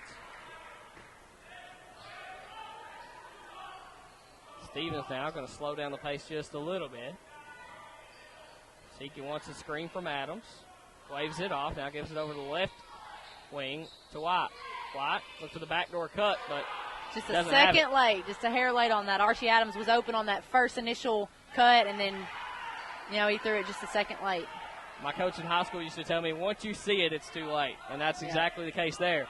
Once you see Archie cutting, it's too late to throw it. That defender's already rolling with him. Yeah, don't throw it. You got to see it before the defender does.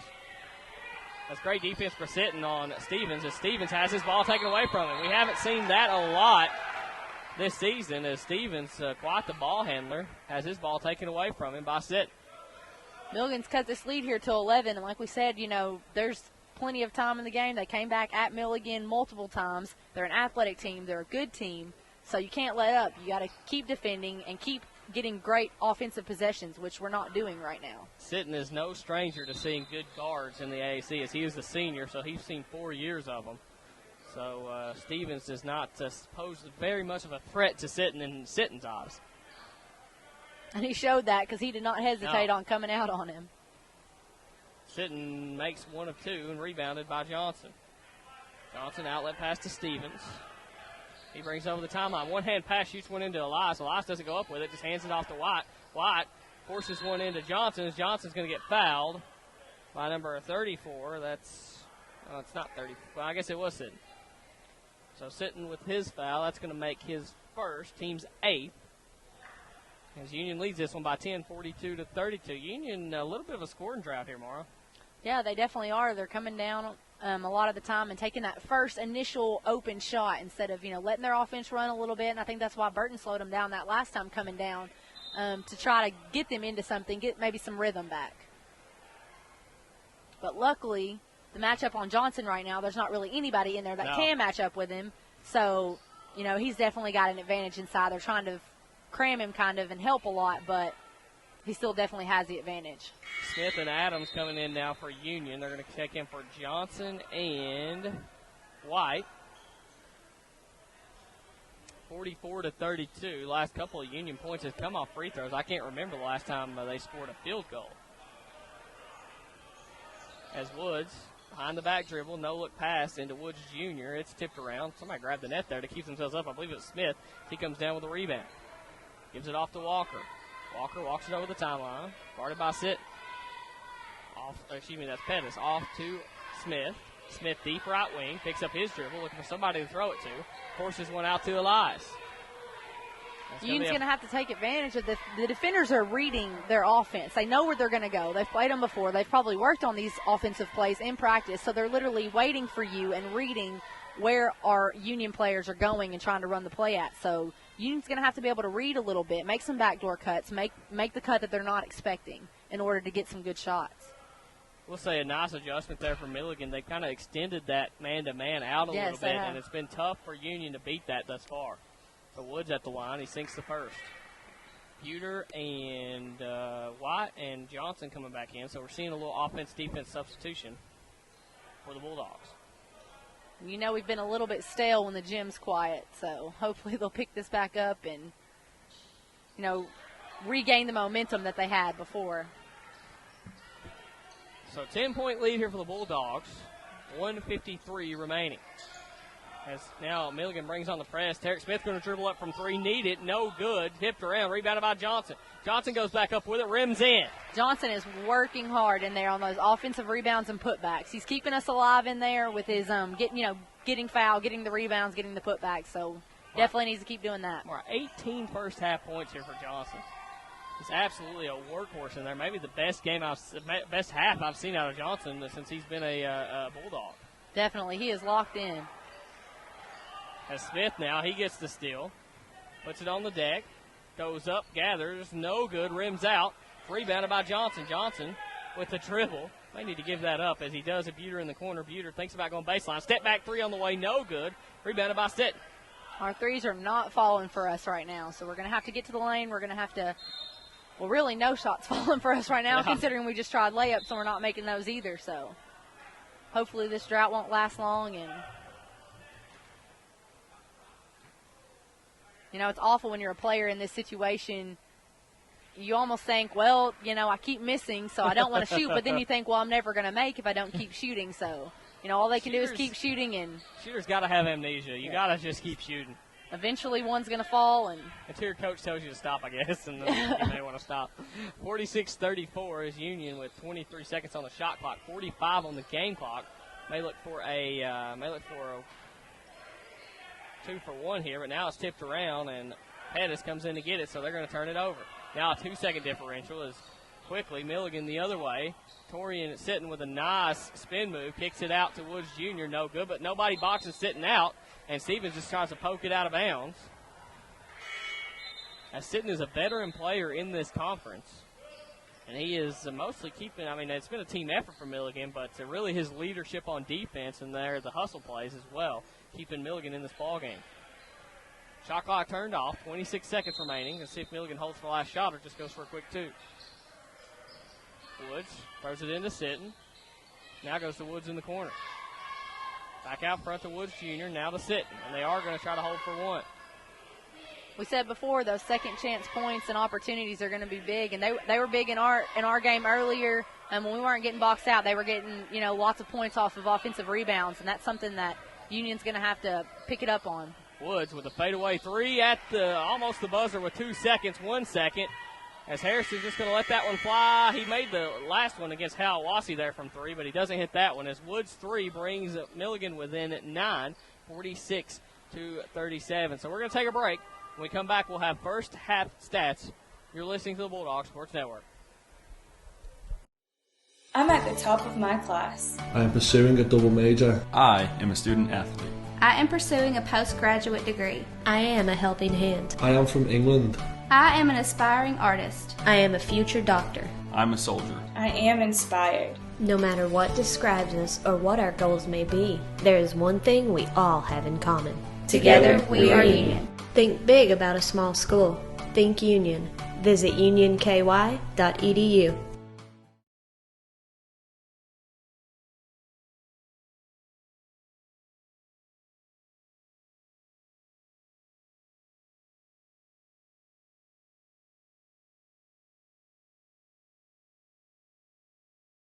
I'm the first college graduate in my family. I am a fan of classic literature. I am a fine arts major. I am strong in my faith. I am a fitness fanatic. I am a champion. I am working my way through college. I am ambitious. I am a Southern Belle. I'm a single parent in college. No matter what describes us or what our goals may be, there is one thing we all have in common. Together we are Union. Think big about a small school. Think Union. Visit unionky.edu. Whether it's new or used parts you need, car parts, truck parts, SUV parts, foreign and domestic parts, any part from A to Z, Davis Salvage and Auto Parts on the Cumberland Falls Highway in Corbin has it or can find it. Davis Salvage specializes in late model auto and truck parts. For over 40 years, the Davis family has supplied customers all over the United States with new and used auto and truck parts. Davis Salvage open Monday through Friday, 8 to 5 p.m. or online at davissalvage.com. Take a look at their inventory. Davis Salvage and Truck Parts on the Cumberland Falls Highway in Corbin, the only place to go for all your vehicle needs. Pool parties are making a huge splash at the new Stivers Aquatic and Wellness Center in Barberville, home of the area's only indoor Olympic-sized swimming pool. Guests will enjoy 2 hours of fun in both the pool and party room. Parties are now being scheduled for any day of the week. Book yours today. Call 546-0005 or visit us on the web at stiverscenter.org. Stivers Aquatic and Wellness Center. It's good for you. I'm at the top of my class. I am pursuing a double major. I am a student athlete. I am pursuing a postgraduate degree. I am a helping hand. I am from England. I am an aspiring artist. I am a future doctor. I'm a soldier. I am inspired. No matter what describes us or what our goals may be, there is one thing we all have in common. Together we are Union. Think big about a small school. Think Union. Visit unionky.edu. I'm the first college graduate in my family. I am a fan of classic literature. I am a fine arts major. I am strong in my faith. I am a fitness fanatic. I am a champion. I am working my way through college. I am ambitious. I am a Southern Belle. I'm a single parent in college. No matter what describes us or what our goals may be, there is one thing we all have in common. Together we are Union. Think big about a small school. Think Union. Visit unionky.edu. Welcome back, ladies and gentlemen, the Bulldog Sports Network, as Union leads it here at halftime, 46-37. We're about 11 minutes and 40 seconds away from getting the second half tipped off. Going to go with the first half stats first for Milligan. They are led by Mickey Woods, who has 12 points on 3 for 7 shooting, 2 for 5 from 3, including that big one there at the end of the half. Also 4 for 4 for the charity stripe, a complete game from him. After him, with 8 points, it's Mike Woods Jr. off the bench, also 3 for 7 from the field, and that kind of rounds out his highlights. It's just a scorer thus far. 2 points for Morgan McLeod, 5 points for Cartry Pettis, also has 5 assists but 4 turnovers to go along with that. 3 points for Kurt Brooks, 1 point for Torian Sitton and James Songster each, 3 points for Scott Blake, 2 points for Chris Ellis, and that rounds out the scoring column for the Buffaloes of Milligan. 32% from the field is what they shot that half, 37% from 3, 6 for 16, and 9 for 19 from the charity stripe for 64%. Now for your Union College Bulldogs, they're led by Deontay Johnson, who had 18 points, 7 for 9 shooting. Big man only missed 2 shots. Also has a turnover on the evening, but 2 of those rebounds are offensive rebounds, so we'll let him slide for that 1 turnover. 10 points, only other player in double digits for the Bulldogs is Fitzgerald White, who has 10 points, including 1 putback dunk and I guess 2 other dunks, as it also has 6 rebounds, 4 assists, 4 turnovers, and 3 steals. So Fitzgerald White getting it done on every end. With 8 points is DeAndre Stevens, 2 for 5 from 3, 3 for 7 from the field, give him 1 turnover, 1 assist, and 1 steal. 3 points for Tashawn Harrison, 2 points for Tarek Smith, 5 points for Gerard Newby, and that rounds out the scoring column for the Bulldogs. 48% is what they shot for the half, 21% from 3, 3 for 14, 69% from the charity stripe, 9 for 13. Looking back, it was the Union leads it in fast break points, 6-2. Points off turnovers, Milligan has 3, Union has 2. Points in the paint, Union obviously dominating that one with 18 points from Deontay Johnson, 20-8. Bench scoring, Milligan actually leading that one 14-5, which definitely jumps out to me. Second chance points, Union leads that one 9-0. Last field goal for Milligan came with 3 seconds. Union went in 1:44 without scoring anything there towards the end of the half. Milligan led by 1 in the first half with 17:34 left. Union turned that around, and they led by as many as 18 with 9:44 to go in the first half. The score hasn't been tied once, but the lead has changed 2 times. So your halftime score here from Robeson Arena is 46-37. And, Mara, it's really been a factor of Deontay Johnson, and a couple of threes has fallen for the Bulldogs as well. But Johnson, as I said, probably his most complete game, or at least his first complete half as a Bulldog since in his career, in my opinion. Definitely. He's rebounding the ball. He's getting offensive rebounds and putbacks. He's posting strong. He's finishing his shots. He's making his free throws when he's getting fouled. He's really just doing it all right now for the Bulldogs, and that's exactly what we need. We're not having a lot of shots falling in other places from the three and even layups. So we definitely need the big man inside to keep on doing that during the second half. So 46-37, 8:20 to go before we get started here in the second half. I do want a special shout out to Coach Wise and his family. I said this in the women's game there at halftime, but his 3-month-old daughter was diagnosed with a rare form of cancer.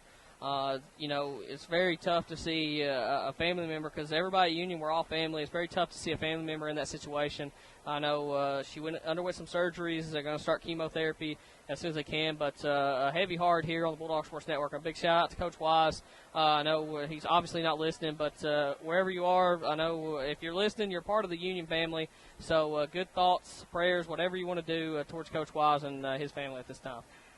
So 46-37 is your score at halftime. We're going to take a break. You're listening to the Bulldog Sports Network.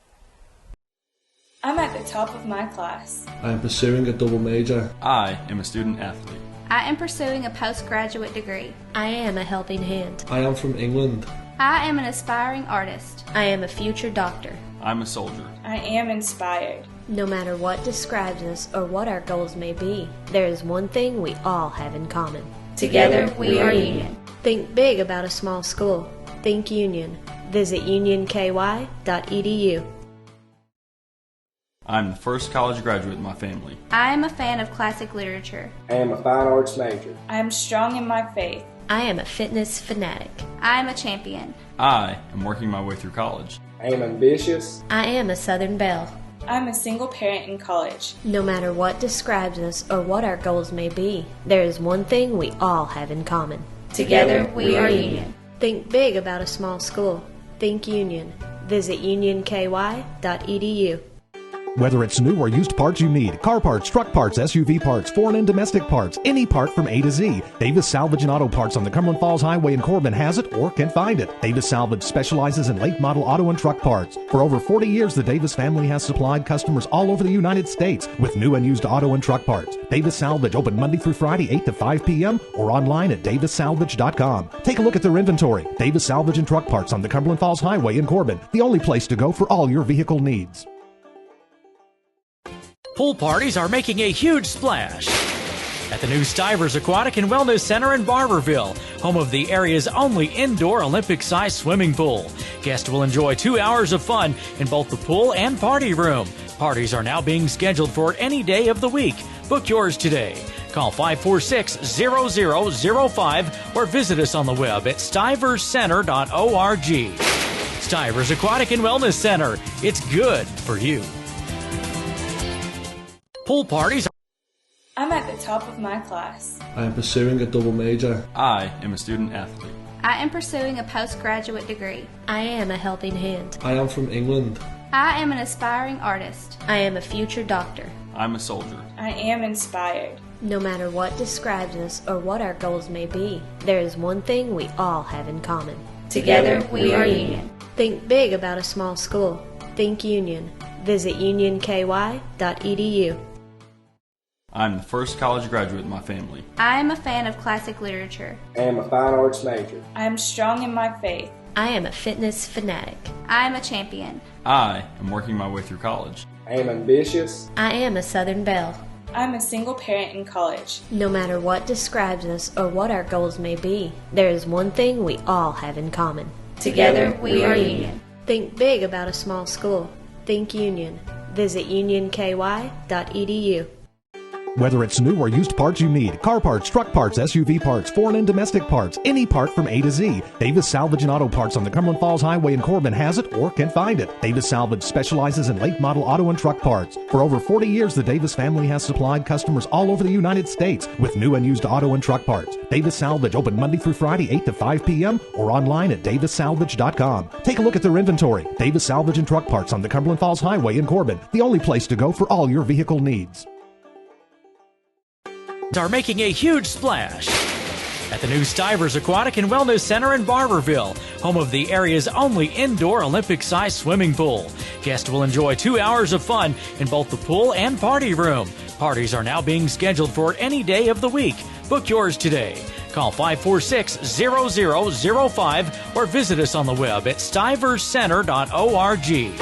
Stivers Aquatic and Wellness Center. It's good for you. I'm at the top of my class. I am pursuing a double major. I am a student athlete.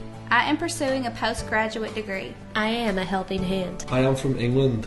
I am an aspiring artist. I am a future doctor. I'm a soldier. I am inspired. No matter what describes us or what our goals may be, there is one thing we all have in common. Together we are Union. Think big about a small school. Think Union. Visit unionky.edu. I'm the first college graduate in my family. I am a fan of classic literature. I am a fine arts major. I am strong in my faith. I am a fitness fanatic. I am a champion. I am working my way through college. I am ambitious. I am a Southern Belle. I'm a single parent in college. No matter what describes us or what our goals may be, there is one thing we all have in common. Together we are Union. Think big about a small school. Think Union. Visit unionky.edu. Whether it's new or used parts you need, car parts, truck parts, SUV parts, foreign and domestic parts, any part from A to Z, Davis Salvage and Auto Parts on the Cumberland Falls Highway in Corbin has it or can find it. Davis Salvage specializes in late model auto and truck parts. For over 40 years, the Davis family has supplied customers all over the United States with new and used auto and truck parts. Davis Salvage, open Monday through Friday, 8 to 5 p.m. or online at davissalvage.com. Take a look at their inventory. Davis Salvage and Truck Parts on the Cumberland Falls Highway in Corbin, the only place to go for all your vehicle needs. Pool parties are making a huge splash at the new Stivers Aquatic and Wellness Center in Barberville, home of the area's only indoor Olympic-sized swimming pool. Guests will enjoy 2 hours of fun in both the pool and party room. Parties are now being scheduled for any day of the week. Book yours today. Call 546-0005 or visit us on the web at stiverscenter.org. Stivers Aquatic and Wellness Center. It's good for you. Welcome back, ladies and gentlemen, the Bulldog Sports Network. 1:24 remaining before we get started here at the second half. 46-37 is your score. Mara, you and I were talking back and forth about the game and talked about had it not been for Deontay Johnson, could be a little bit of a closer game than it is right now. Yeah, I definitely agree. He's doing all of the little things, getting the rebounds, like we said, getting the putbacks, and that's really what's keeping us in the game. Our offense has been stale for quite some time towards the end of the first half, and we weren't getting shots off of any of our offensive plays. It was really just Johnson posting and getting offensive rebounds and putbacks. And Union, I didn't realize, looking down the stat sheet, I didn't realize Union was up by 18 there at one point with 9:44 remaining. I would like to see the drought that Union went on after that, after they led by 18, because, I mean, they were stuck on 41 points there for a while.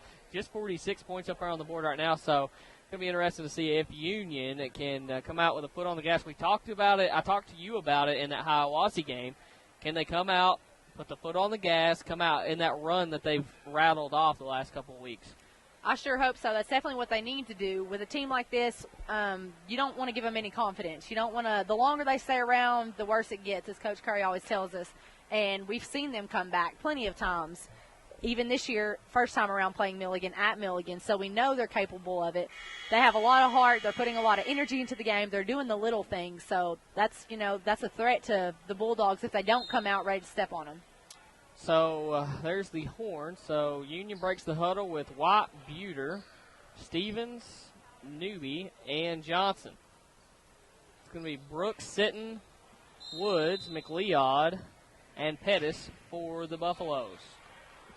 Stevens brings it over the timeline, dishes it off to Newby, now over on the deep left wing to White. White tries to go inside of Johnson, and Johnson has it batted away, but he grabs it, but it's taken away. Pettis going the other way. Fires it up to Woods. Woods goes up against Buter, lays it in, no, but Buter is going to get called for the foul, going to call him for the block. I thought Buter got out of the way just in time, but a little too much body going into Woods. Yeah, he definitely tried to back away and just let him have the lane on that one, but the referee coming actually from the opposite side is the one who called it, so he must have had a different angle. And Buter did a fantastic job to just try to get out of the way there. But just like we were talking about, that's not exactly the way we wanted to start that first half, that first possession off. We needed a bucket, we needed some momentum, and yet Milligan, gets the steal and takes the momentum. So, in just about any sport you want to play, the first 5 to 8 minutes in that half are huge in just about every sport you play. So. We'll see if that rings true here as that goes forward to Newby. Newby, two-hand chest pass over to Buter down the left sideline, down the left lane. Finger rolls it in for two. 48-39. Give Buter his first 2 points on the day.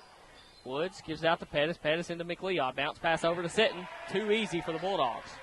Stevens just didn't rotate down quick enough on that, and he had a wide open lane, a wide open layup. Out to White. White's going to attack the lane, goes down, dishes it off to Newby. Newby, one dribble, thinks about the shot, instead goes to White. White runs into his own player.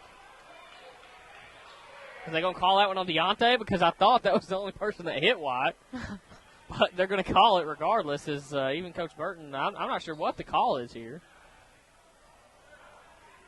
And they're going to say it was off the ball. That's what happened. It was an off-ball foul.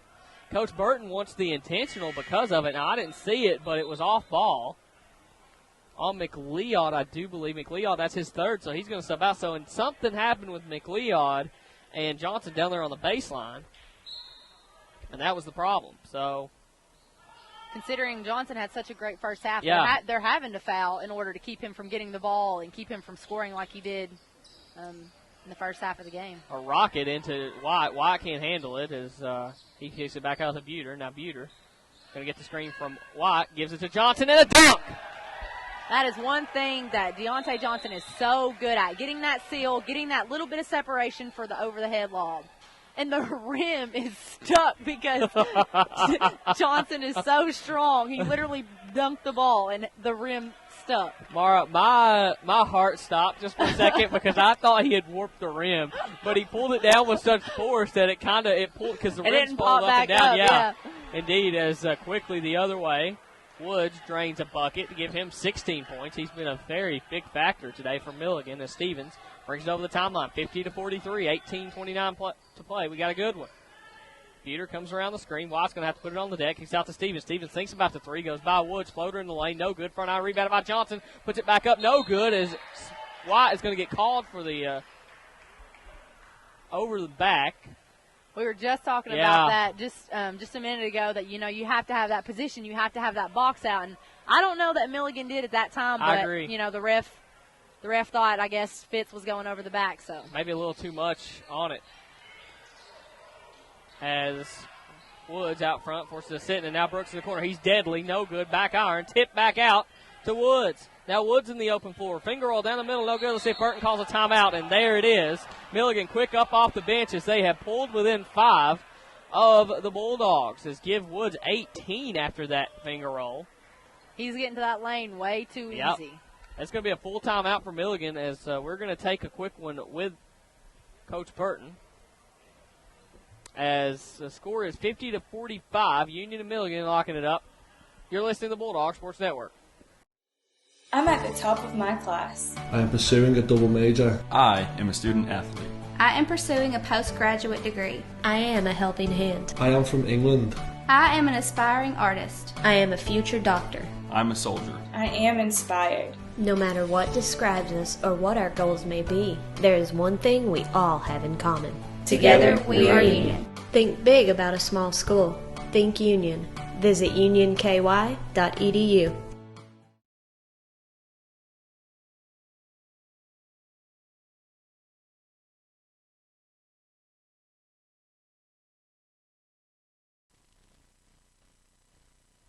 Welcome back, ladies and gentlemen. The Bulldogs Sports Center. A little technical difficulty now, but we're back as White comes out of the timeout with a three. No good. Rebounded by Newby. Now he's up in the air, and White throws it hard off the rim. Now up ahead to Sitton. All by himself. Can Newby running down? No. Sitton gets a dunk. 3-point game, 50-47. Just like at halftime, coming out and getting those first initial points, that first initial possession, Union really needed that possession right there. And 34 is carrying the momentum for that team right now. Like you said, he's a senior. He's a leader on the floor. So. And it has been the Buffaloes coming out, and there's Stevens finally answers with a long three, 53-47. But it was Milligan who came out of halftime, fired up. Let's hope that three from Stevens gets us a little rhythm going, gets us a little offensive play going, and helps the Bulldogs pick it back up. Pettis down the lane. He's going to get fouled. He's going to go to the line at 4-2.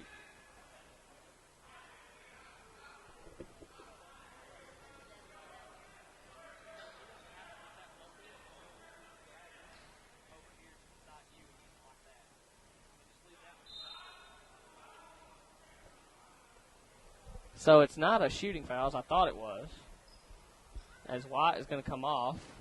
Not sure why, as Smith is going to come on. Did you catch any of that, Mara? I think they're still trying to figure out what's going on. I think the refs were kind of unsure about that as well, because one was calling a shooting foul and one was saying it was on the floor. Thought it was a shooting foul, but Woods is going to inbound it nonetheless. Out to Pettis. Pettis tries to go baseline, but he's cut off by Newby. That's going to be a walk. Easy call on Pettis. Pettis got that ball pinned on his side and took a couple extra steps. Right idea, just didn't develop quick enough. Looking for the Bulldogs to really execute right here. Get a good shot, get us some rhythm going. That's exactly what we need to just get a little offensive comeback started, and hopefully they'll do that here.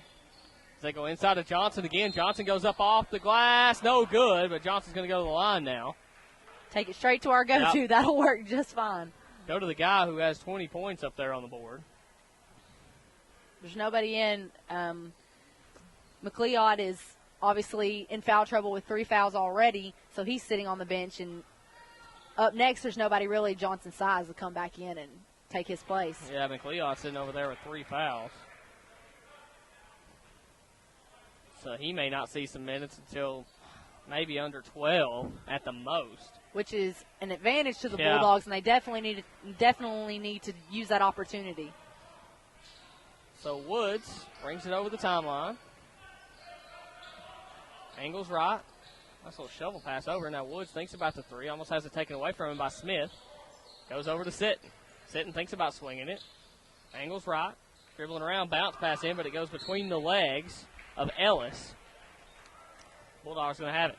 That was good defense by the Bulldogs. They held their ground. They didn't let anybody have any wide open shots, and they made it difficult for them to try to get those passes into the lane. And that's exactly what they need to do. Stevens brings it over the timeline to Newby. Now two-hand chase pass over to Stevens. He's got an open three. Good. And there's his second. DeAndre Stevens. Of the half, anyway. Yeah.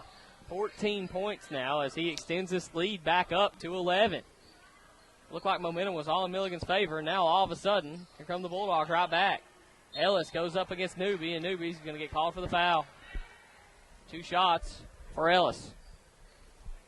Folks, we do apologize. Had some technical difficulties as one of our cameras went dead up here on the left side, so we had to pull Mason Elam down from the floor and bring him back up here. So seeing an odd camera angle here on the Bulldog Sports Network for the first time.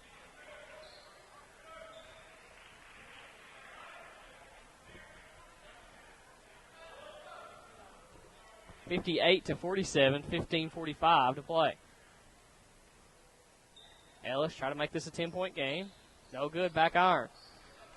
I think the lead almost got down to what? To 3? Yeah, I believe. I so think they stretched it back out just a little bit. It's back to 9, which is good for the Bulldogs, and hopefully they can keep it. As that was tipped around, and we have lost camera, folks, so bear with us as that's going to be a cheap one on Pettis. That's 58-47, 15:29 remaining. Nice job by DeAndre Stevens and Tarek Smith on getting back and getting that transition turnover. Milligan could have easily ran out and got the layup, but Stevens got back, deflected the ball, and Smith was there to pick it up. Stevens bounce pass to Newby. He goes down the lane, blocked hard, though, by Ellis, and Woods Jr. picks it up. Two-hand chest pass up to Sitton, and now he fires one over to the corner for Woods. Woods puts it on the deck. One-hand pass back out to Sitton. Now swings it over on the right wing to Pettis. Pettis goes down the lane. Blocked hard by Newby. Newby may have got him back there. I don't think it was Pettis who blocked him, and now Buter goes up, no good, but Johnson is there for the offensive rebound, and it's going to be a foul. As what a block by Gerard Newby down here on this far end. It's always the best revenge as a player is if you get blocked to be able to get you one back on the other end. That's what happened there. Now Johnson going to go to the line for two. First one up and good. Johnson, 23 points.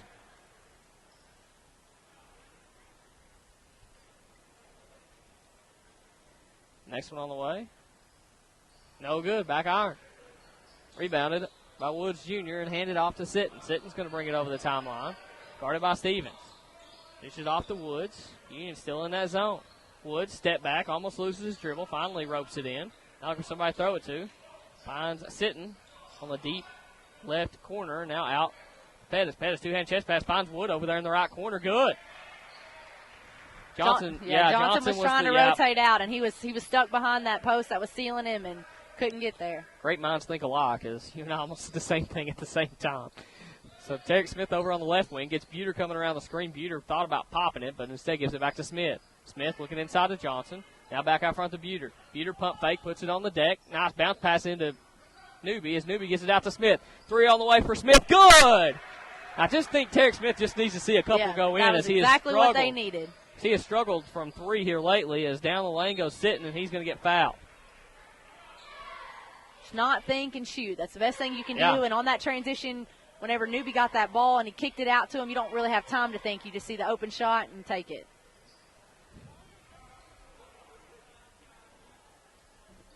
If you want,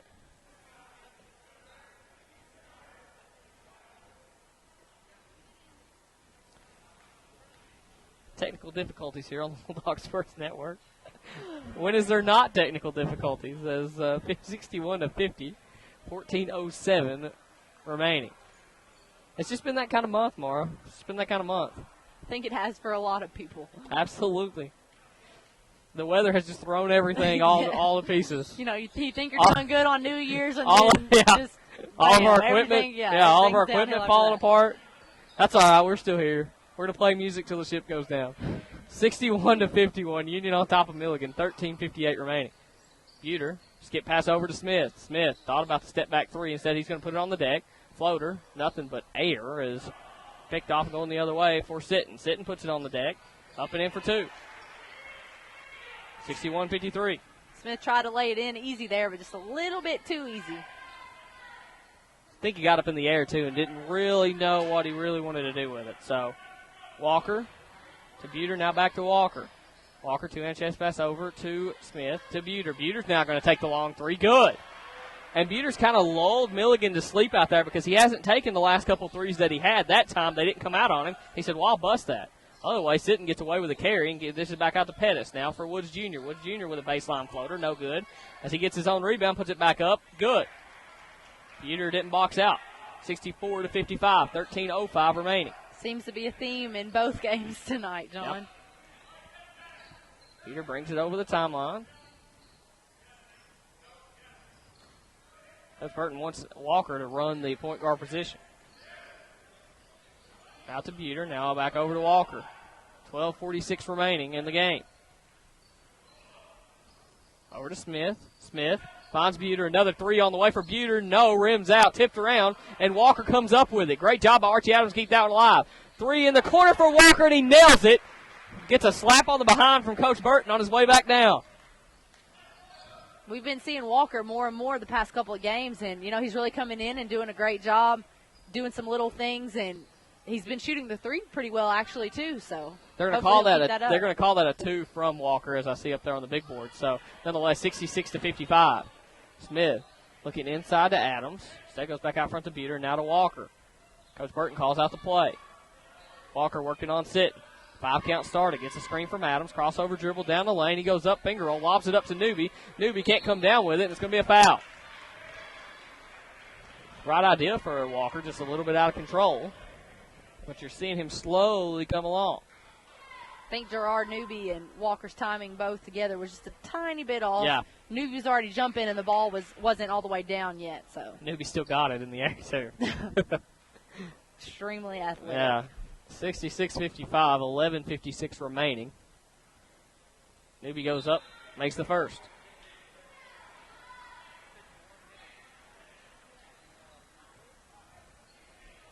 I like to see them go ahead and extend this lead, John, because as we can see, they can come back. They can easily make it a game. So, hopefully we'll keep getting great offensive possessions as we have been the past few times down the floor and continue to grow the lead. Newby sinks both free throws, 68-55. Give Newby 7 points. Pettis angling right, cuts back to the middle.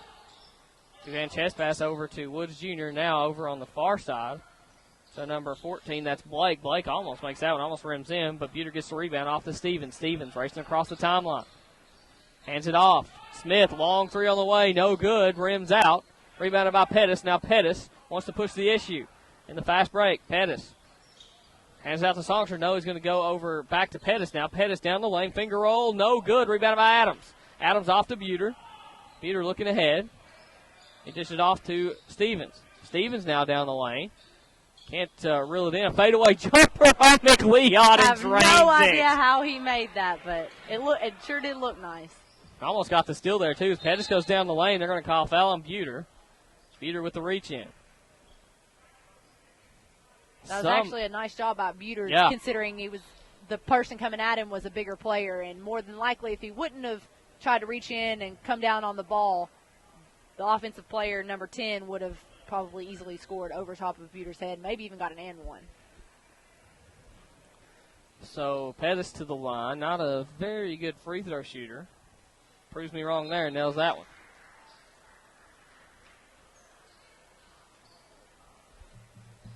$11:08 to play in the game as Deshaun Harrison also comes off the bench to sub in for Terry Smith.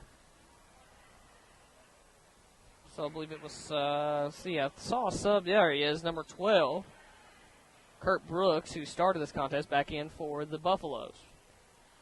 Pettis to the line, up and rims in. So now Pettis is going to come out. Woods is going to come back in.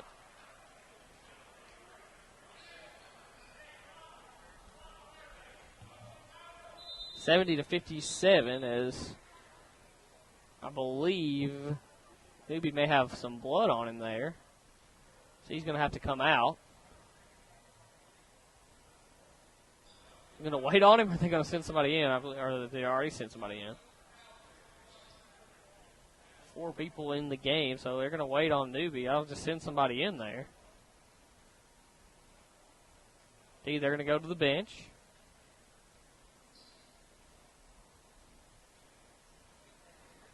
Coach Burton talking to the official, maybe biding some time there for Newby.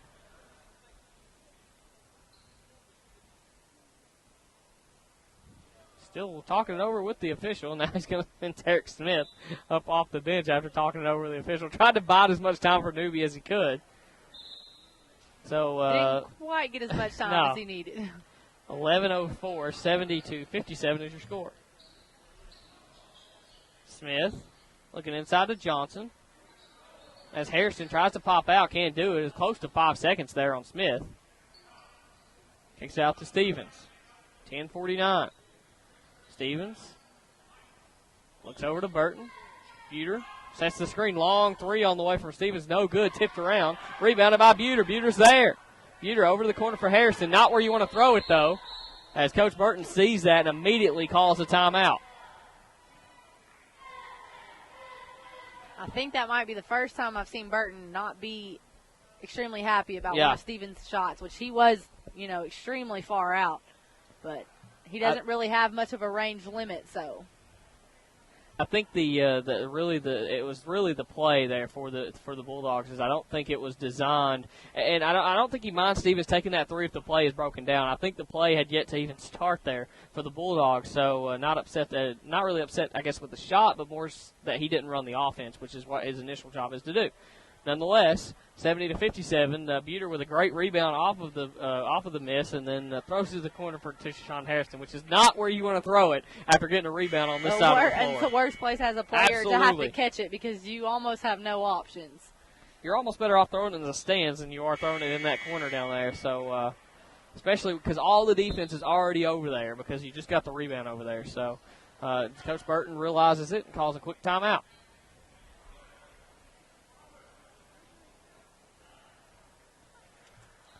Still seem to be working on cleaning up Gerard Newby over on the sideline. We could still be waiting on that, by the way. Coach Burton would have had his way. Extra timeout there for Coach Burton. Stevens out front, looking through the defense, and now he's going to call out the play. It amazes me how Coach Burton just kind of looks at the defense. He pauses for a sec. You can see the mind going of what play he wants to call, and then he calls it. That's Sean Harrison. They got away with an illegal screen there, but he rolls off the screen. Now attacking the lane, goes up on McLeod, and that's going to be 4 on McLeod. It's a nice tack by Sean Harrison there. He saw the open lane. He saw the gap. He wasn't forcing it. He had the open lane and was able to get a foul. 5 seconds on the shot clock, too. So things were about to break down, but Sean Harrison, cooler heads prevail. He goes and lays it in, gets the dunk. Don't lay it in, but he gets the foul. Harrison to the line. First one up, good. Newby now, all doctored up. He's going to go back in with Archie Adams. Johnson and Smith take a seat. It's funny how quickly Coach Burton gets Newby right back in that game as soon as he's doctored and cleaned up. He's a hard worker, and he obviously does all the little things, and you need a player like Newby in the game almost at all times. Newby and Archie Adams is two of the blue-collar workers on this team that I absolutely love to have out there on the floor. Definitely. And somebody you need in this conference. I mean, you need those kind of athletes in this conference. As Woods dumps it off to Songster. Now back out to Woods. Woods going to get the screen from Songster. Instead, he's going to go down the middle, kick out to Blake. Blake clanks a three as Songster and Sean Harrison fight for it as Woods is there for it. Couple of Union players hitting the deck as Woods goes to reverse layup, rebounded by Songster, taken away by Harrison. It should be a jump ball. No, it's going to be a foul on. It's going to be on Sean. It was a rough fall by Archie Adams there. His ankle almost turned underneath him. Couldn't tell if it was knee or ankle for a second. You probably heard me gasp.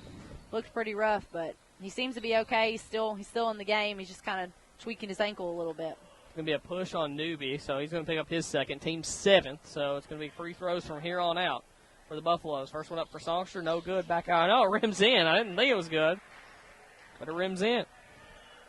71-58.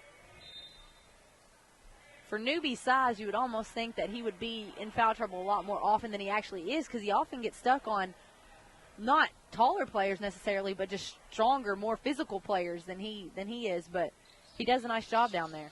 Songster makes them both. We've been here before, 71-59. Milligan trying to chip away. Harrison looks to Buter out front. Going to swing it to Newby, but Songster was quick to pop out. Newby looking to Walker, gets it to him. Walker looking inside to Johnson. Instead gets it up top to Newby. Newby looks inside as well. What do you think the game plan is right now for the Bulldogs? Buter, crossover dribble, nice crossover. Pull-up jumper for Buter, no good. Back iron, rebounded by Brooks. Brooks going to put it on the deck.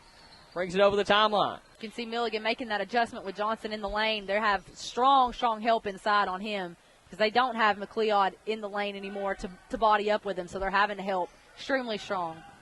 So Walker picks up his dribble and brings it over the timeline. Angling towards the middle of the floor as Woods comes out to guard him. This is going to be a very interesting matchup. See how Walker can handle the pressure. But there's Johnson. There's a great defense there by Robinson, but Johnson gets it anyway, puts it up, no good. Rebounded, I thought, by Newby, but they're going to call Newby for a foul.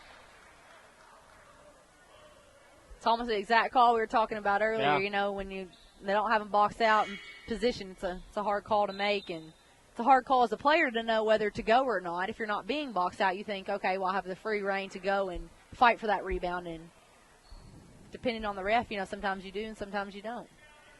Not seeing what you and I were talking about in the pregame, or I guess it wasn't pregame, I guess it was halftime, but last two over the back calls did not seem like the player had the advantage, and that's Newby's ball to go up and get, but I guess the officials down there on the floor saw a little more body than we did. Songster drains another free throw, give him 4 points, working on 5 with this one. Buffalo's within 10, 71-61. See what the Bulldogs can do. Leading by 10. Stevens angles right, gets a screen from White. Goes down the lane, and he's going to get called. No, I thought he was going to get called for the shove-off there. I almost thought he was, too. That's exactly what it looked like there for a minute. I think it was the hand check on Songster before, but that is a very bang-bang call there by the official because Stevens could have very easily been called for the push-off, but Stevens going to go to the line for one and a bonus. As now, whatever team fouls, we're going to shoot 2 unless it's player control, or it's one and a bonus unless it's player-controlled foul. 8:23 remaining. First one up for Stevens. Rims out. Can't leave points on that board. Woods pushing the issue the other way. Thinks about crossing over. Stevens instead goes into Robinson, but he has his ball knocked away out of bounds. The lead's only at 10 with still a lot of time left. So, Union really needs to stretch this out. They need to go ahead and, stop playing around. Don't make it a game. As interesting as I'm sure they would like it for the crowd to be, they really need to go ahead and just take advantage of the lead and just step on somebody. As Robinson inside puts it up and in. As I'm speaking, and they score. Robinson is a load. He's about 6'3". And I'm going to say about, I don't even guess his weight, but he's a big boy. Let's put it that way. Big, burly, beardy. Could possibly be why Deontay Johnson just walked back in the game. Very well could, as he bullied, not Michael Buter, but he bullied Newby there in the paint. Robinson working on his 3rd point after the and one. Back iron, no good. Rebounded by Newby. That's also 4 fouls on Gerard Newby. Yeah. It's surprising that Coach Burton didn't just pull him out right there and let him have a break for a few minutes. I don't know if Coach Burton notices it. Out front to Stevens. Stevens angles right, guarded by Woods Jr. White's there for the screen. Gets the double team, now hands it off to White. As White dribbles out, almost got away with a walk, or almost walked, as he gives out to Stevens. 8 on the shot clock. Stevens got to do something with it. 6, 5, does he notice? 4, go down the lane. Finger roll, no good. Tipped around, rebounded by Songster, and it's going to be a foul on White. And that could be White's 5th. It's his 4th or 5th. It's going to be his 5th, so White is going to foul out. The exact same thing actually happened at Milligan. I just now am remembering that. You're as right. White fouled out extremely, not very far into the second half. Good call, yeah. And everybody was confused as why he was coming off the floor and why he was so upset. And we all looked and we said, oh, my goodness, he has 5 fouls. Yeah. It was almost like we didn't even realize it, and that's exactly what just happened right there. Over on the broadcast table, Brad and I, we didn't know either. I was like, White came out, and we're like, why isn't he playing here down the stretch? Then I realized he'd fouled out of the contest. So White picks up his 5th. He's out of the ball game. Newby has 4. Almost the same game for White here. Absolutely. Which is risky leaving Newby in, knowing how they're calling, how touchy of a foul that was. I didn't even exactly see what White did, but Coach Burton was not happy about the call. I was not looking at the ball or where White was, so I can't tell you because there was a crowd down there. But White picks up the foul. That's the most important thing, is Pettis is going to come in for Songster. 71-64. We have been here before, as Coach Robinson wants to call a timeout. It's going to be is it a full or a 30? I believe we're going to see from the official here. It's going to be a full timeout, so 71-64. We're going to reset and take one with Coach Robinson. We'll be right back. You're listening to the Bulldog Sports Network.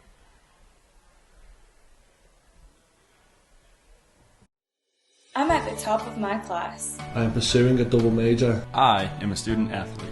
I am pursuing a postgraduate degree. I am a helping hand. I am from England. I am an aspiring artist. I am a future doctor. I'm a soldier. I am inspired. No matter what describes us or what our goals may be, there is one thing we all have in common. Together we are Union. Think big about a small school. Think Union. Visit unionky.edu. I'm the first college graduate in my family. I am a fan of classic literature. I am a fine arts major. I am strong in my faith. I am a fitness fanatic. I am a champion. I am working my way through college. I am ambitious. I am a Southern Belle. I'm a single parent in college. No matter what describes us or what our goals may be, there is one thing we all have in common. Together we are Union. Think big about a small school. Think Union. Visit unionky.edu. Welcome back, ladies and gentlemen. The Bulldog Sports Network, 71-64 is your score. Union on top, and Mara, you and I were talking off air. This has an eerily similar feel to down there at Milligan. Had a couple of players fouled out, and that's when Milligan really made their run towards the end of the game. It's going that way right now, and the dominoes fall first to Fitzgerald White, just as it did down at Milligan. Yeah, it definitely does kind of seem like the same game. We get a lead, and then they cut it. We get a lead, and then they cut it. So hopefully the Bulldogs will do a better job at keeping the lead this time and not make it such a close game at the end.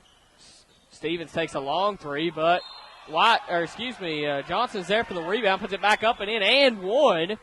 So a big play there for Deontay, who has 25 points now. 25 points, and he's still working. I mean, a lot of his shots have been off those offensive long rebounds, and he's just bigger and taller. Without McLeod in the game, they don't have anybody that can really get Johnson out of the lane to keep him from getting those rebounds. Let's see. Newby has taken a seat. We talked about that a little earlier if his Newby was going to continue to play. So no foul trouble out there for the Bulldogs. 73-64, though. Milligan trying to come back in this one. Woods over to Pettis. Over to Woods Jr. They did a nice job getting out on the shooter right there. Earlier they were kind of giving him some space to shoot.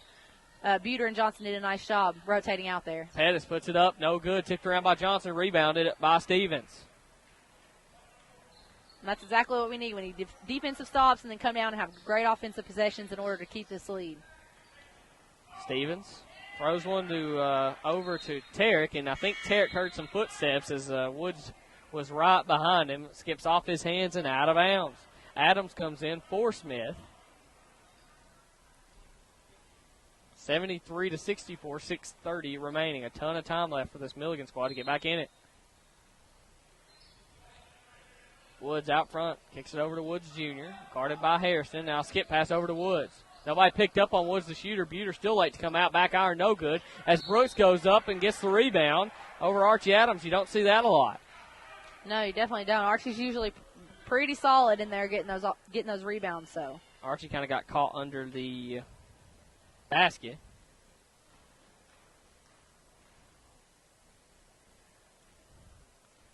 So Brooks misses that one. 73-64. 6 minutes and 20 seconds remaining.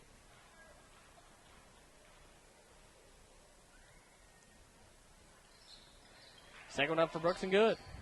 Buter throws it into Stevens. 6:18 to play. 73-65. Up ahead to Harrison. Harrison start crossing Woods over. Almost loses his dribble between his legs. Now kicks out to Stevens. Stevens gets a screen from Adams. That's going to be a cheap foul there on Brooks. Stevens slow to get up. Woods picks him up, but Stevens going to go to the line for one and a bonus. This will be the last bonus shot of the game for either of these teams, as from here on out, both teams shooting two. It's a pretty quiet gym here. I think a lot of the fans are waiting to see if we're going to keep the lead, if they're going to make it a game again. Kind of not so sure. First one up. Good for Stevens.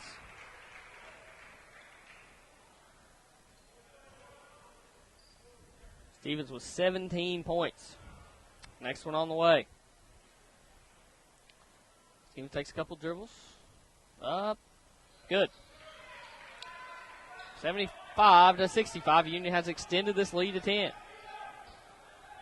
Out to Brooks. Brooks. Stop and pop.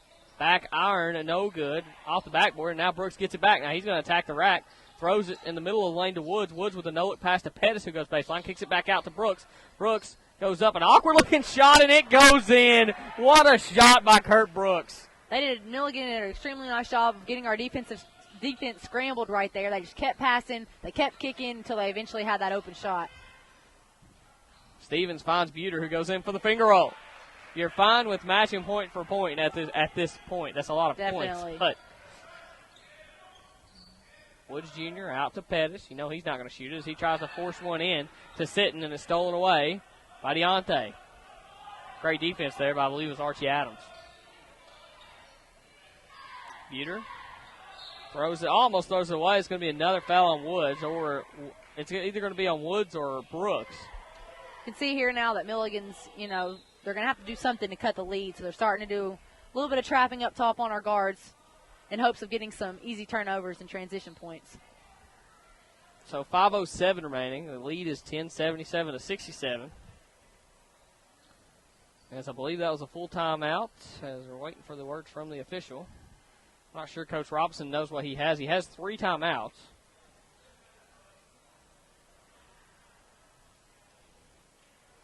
I don't think Coach Burton's actually used a full timeout yet this game. He always meets them. Yeah, right outside he doesn't. The lane. He doesn't. Yeah, they don't sit down like you see most teams do. Like right now, Milligan's sitting down. I know you guys sit down on full timeouts. So Coach Burton meets them. I've seen him meet them just about a half court before. I guess less time to walk back if you meet them out there on the floor. I guess I don't know if that's a philosophy behind it, or if he just is that excited he wants to meet them coming up off the bench. Who knows? This has been a long second half. Definitely has it. We have a 10-point lead here, but kind of just seems like it's dragging on. It doesn't really seem like it. We're extending the lead, but it doesn't really seem like we're losing the lead either. So hopefully Milligan doesn't come out and make a run right here. So as they break the huddle, 5:07 remaining, 77 to 67 is your score.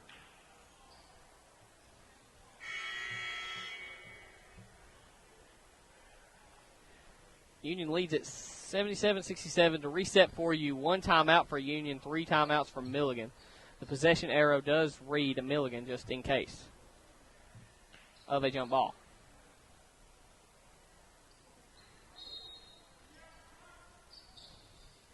So inbound to Stevens. So he's going to work on Woods. Woods pressuring. Stevens around that midcourt line. And Stevens works on him, goes down the lane, and no look pass to Newby. Newby off the left block, kicks it back out to Buter. That play broke down quickly, and Buter's got it over there in the corner, and quickly, Coach Burton calls his last timeout. This could be big, mark this down, 4:52 with the lead by 7. Coach Burton, I believe, just called his last timeout. If it's official up there on the board, it officially hit 0, so he has no timeouts remaining. And that's definitely not the position you want to go in. In a game that could very easily become close, just like it did down at Milligan, where you have no timeouts to fall back on. That's a risky situation. And as you see, like I was just talking about, Milligan's going to start trapping. They're going to start upping the tempo, and we can't bail our Union players out by timeouts. They're going to have to handle the pressure and take care of the ball. And you've got some young guys out there on the floor. You've got some guys who haven't played college basketball in a while. So you got to tell them, hey, you don't have any timeouts. You call a timeout, it's a technical. So hopefully Union will not make that mistake. Meanwhile, it's good news for Coach Robinson. He still has 3 over there and trailing by 10, and he knows from the game at Milligan that his team can get back in this. Here's an odd place to inbound it once again, right on the corner of the floor over on the far left side. Right in front of the baseline. Backs back up. He's backed up all the way by the corner. Almost feels like, when a soccer player has to throw it in from there. I don't exactly know what that's called, but that's exactly what it looks like. It is an awkward place to try to throw it in and to run a play. Yeah. To run a play, too, because there's no room can't. to work Yeah, you with. almost can't run a play there.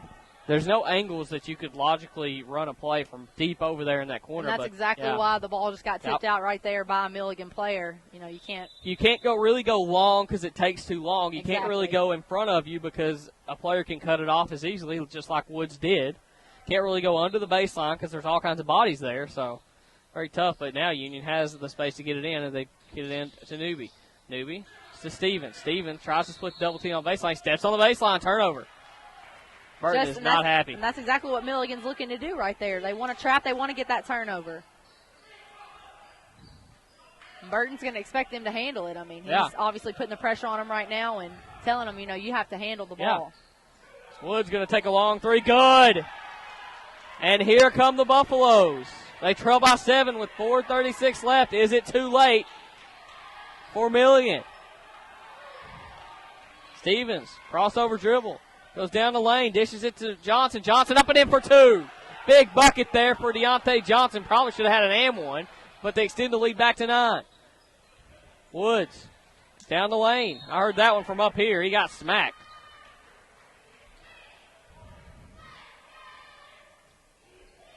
Woods going to go to the line for 2. It's going to be the second foul on Stevens. On the offensive end, that's exactly what they need to keep doing, just pounding it in to Johnson. They don't have anybody that can match with Johnson physical, strength-wise, or really ability-wise down low. So, he's obviously been successful thus far in the game, and they just need to keep going to him. Next one on the way, good. So Woods, keep an eye on him here down the stretch, 79-72. This is nowhere close to a ball game yet, folks, as Milligan trying to bring it to Union. They did at Milligan. Let's see if they can do it here at Union. Stevens looking for Buter as they're going to spread the floor. And these Milligan guards, they're going to make you handle the ball. I mean, they're putting a lot of pressure on our guards up top. They're trapping the ball, and it's becoming successful as of right now because we're not exactly handling it. So DeAndre Stevens is going to have to grow up a little here. And I don't mean maturity-wise, I mean basketball player-wise, because they're going to bring the heat on him, and Milligan has some of the best guards in the conference, as Wood's going to pick up the foul as he bodies Stevens.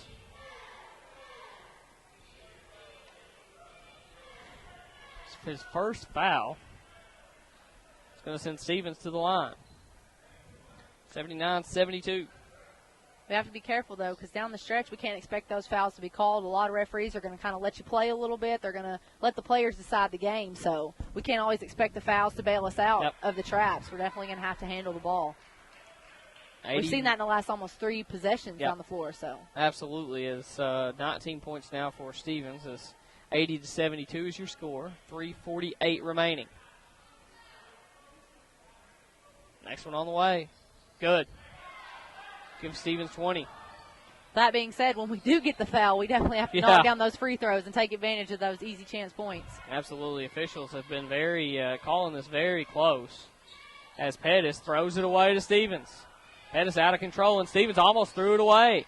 Stevens now gets it as he brings it across the timeline, looks, takes the jumper, and Sitton is going to get called for pulling the jersey of Stevens.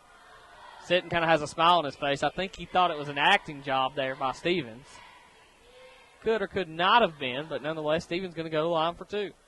I think every player, you act just a little bit in order to get the call. You add that little, sound effect or maybe, make it a little bit more dramatic. But if I'm shooting a 3 and there's somebody on me, I'll flop every time. As long as it's working, right? Yeah. As long as you can hit it falling down, that's the art. You got to hit it falling down. You got to learn to hit it falling down, then you can flop anytime you want. It's coming from a 3-point shooter. That's all he did in high school. It's your only option. That was my only option. I wasn't going to put it on the deck. 83-72. 2 free throws there by Stevens. As now it may be crunch time here for Milligan. Pettis down the lane. That should be a charge. Let's see. No, they're going to call an and one on Newby. I think Newby fell a little awkward and didn't draw it. Didn't sell the draw enough. That's Newby's 5th foul. Yep. Which is going to hurt us. It's taking another big body out of the game. We definitely needed Newby's athleticism and his rebounding in right now for this game. So that's not good for the Bulldogs. Luckily, we do still have Archie Adams, who's a tall body and a strong rebounder to come in. Yep. Definitely capable.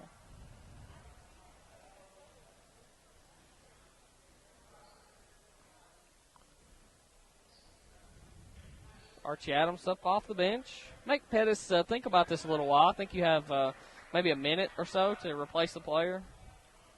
So make Pettis stand at that free throw line a little while and think about it. 83-74. Like we said, he's not a great free throw shooter, and that proves it right there. Standing there and waiting wasn't helpful for him. So let me tell you, great job by Deontay Johnson there to get that rebound. But not only did he get it, he kept it high. Yep. Kept it high so none of the little guards could come steal it away from you. You keep it high, and now you're going to walk the full length of the floor and shoot 2 free throws. And that's going to be key for us coming down the stretch, being strong with the ball. Not letting guards come in and swipe it because the pressure the guards have shown, they're not afraid to try to steal the ball from you. So we're going to have to be strong on our rebounds and strong in taking care of the ball. Johnson, first free throw up and good. 10-point lead. Give Johnson 28 points. Next one on the way. Good. He's been great from the free throw line tonight, which is extremely helpful for us. 29 points for the big man as he gives Union the 85-74 lead. Brooks out front to Pettis. Pettis looking into McLeod. That goes out front to Woods. Woods going to take a one-dribble three. No good. Back iron. Who's going to come up with a rebound? Johnson again. What a rebound. That time brings it down, though, and Brooks almost stole it away, but he gets it off to Stevens. John, I almost feel like I should knock on wood just saying that. He's been great from the free throw line. I know my team, every time we say anything that could possibly jinx us, we always have to do the old superstition of knock on wood, and definitely don't want to jinx Johnson at this point in the game. No. 85-74. Buter to the line, 4-2. Buter hit some big free throws down the stretch for Union at Milligan. Like we said, almost the same game it is, going really on right here. It's a little freaky, Milligan, actually. Yeah, Milligan didn't cut it as close under 10 minutes than I thought they were going to. But if they had, this would have been the same game. Buter, back to the line, good. I think that home court advantage definitely helped them the first time, too, because Milligan's just a hard place to play. I mean, we've talked about that, the last time that we hadn't won there in 8 years. It's a difficult gym to play in, so it definitely helped them being at home to be able to cut the lead. They had a nice crowd, and that makes a big difference. Pettis with an air ball off to Johnson and a dunk. It's exactly what we needed right there. Johnson breaks 30s. He's got 31, 89-74. Now Union trying to break one open here. Pettis goes down the lane and lays it in as Coach Robinson wants a quick timeout with 2:22 remaining. Probably a good thing for the Bulldogs that he did call that timeout. Yeah. Considering we don't have any left. It's true. 89-76, so we can't really get a breather if you don't have any timeouts, and Coach Robinson kind of gave Union one there, but I think they need one at this point more than Union. 89-76, Union on top with 2:22 remaining. Hopefully that dunk by Johnson just sealed the deal right there.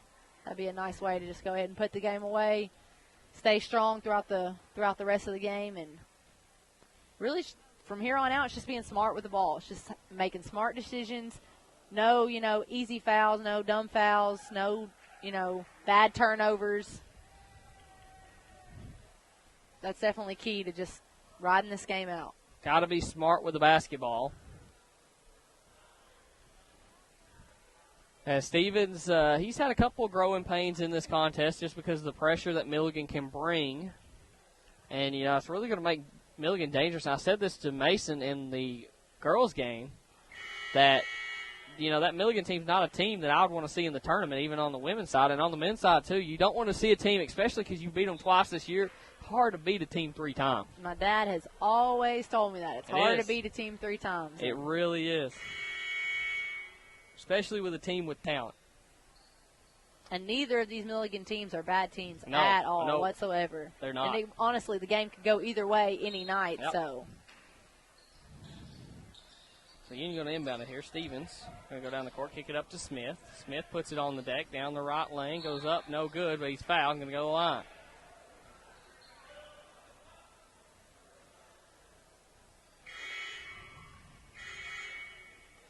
I believe that's going to make 5 on Brooks. He's going to foul out.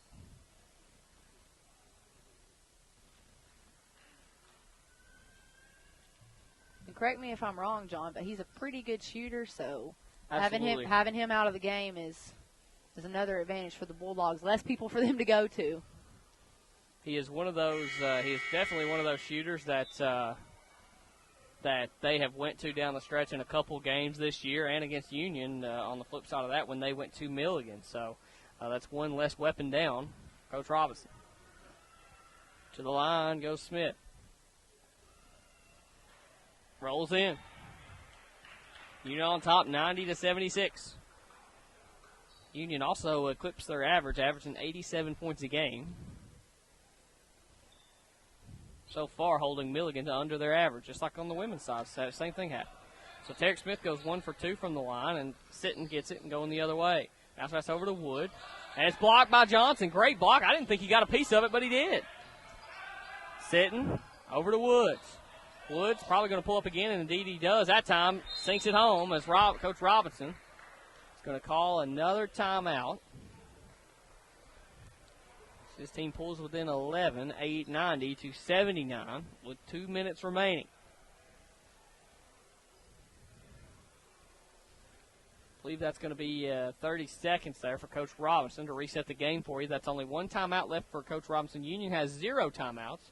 Both teams well over the double bonus mark. 90 to 79 is your score. Still a lot of time left too. So.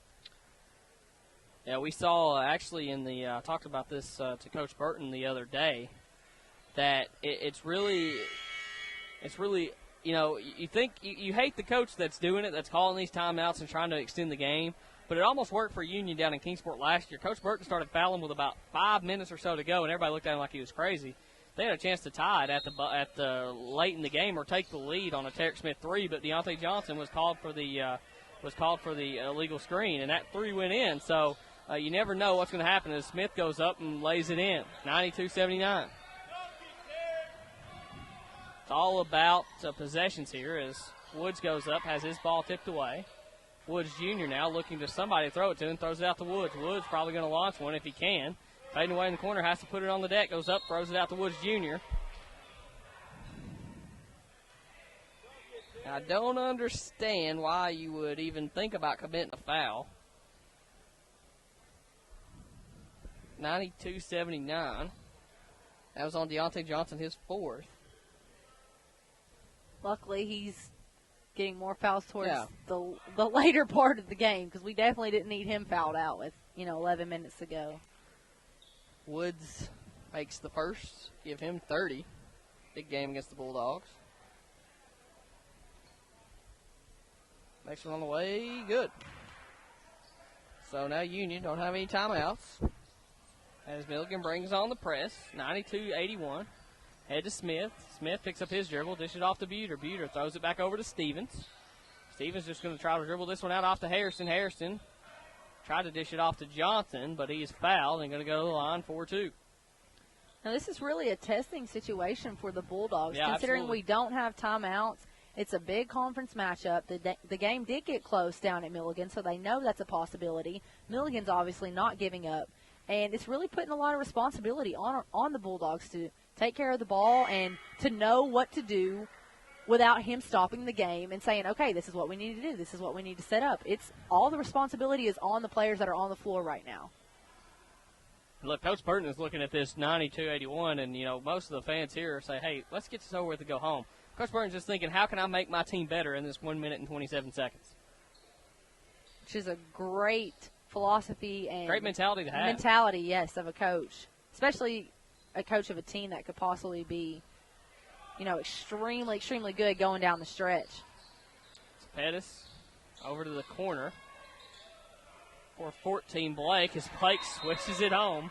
Last time out for Coach Robinson, so he's going to have to play the foul game from here on out as Coach Burton just kind of shakes his head. Had a little grin from Johnson there. Yeah. I don't think he was expecting him to shoot it, seeing him out there. He actually gave the fake first, and Johnson was like, okay, he's not going to shoot it, and ended up pulling it. So Johnson knew he kind of made a mistake by relaxing there.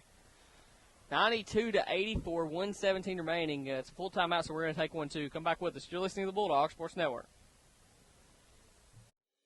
I'm at the top of my class. I am pursuing a double major. I am a student athlete. I am pursuing a postgraduate degree. I am a helping hand. I am from England.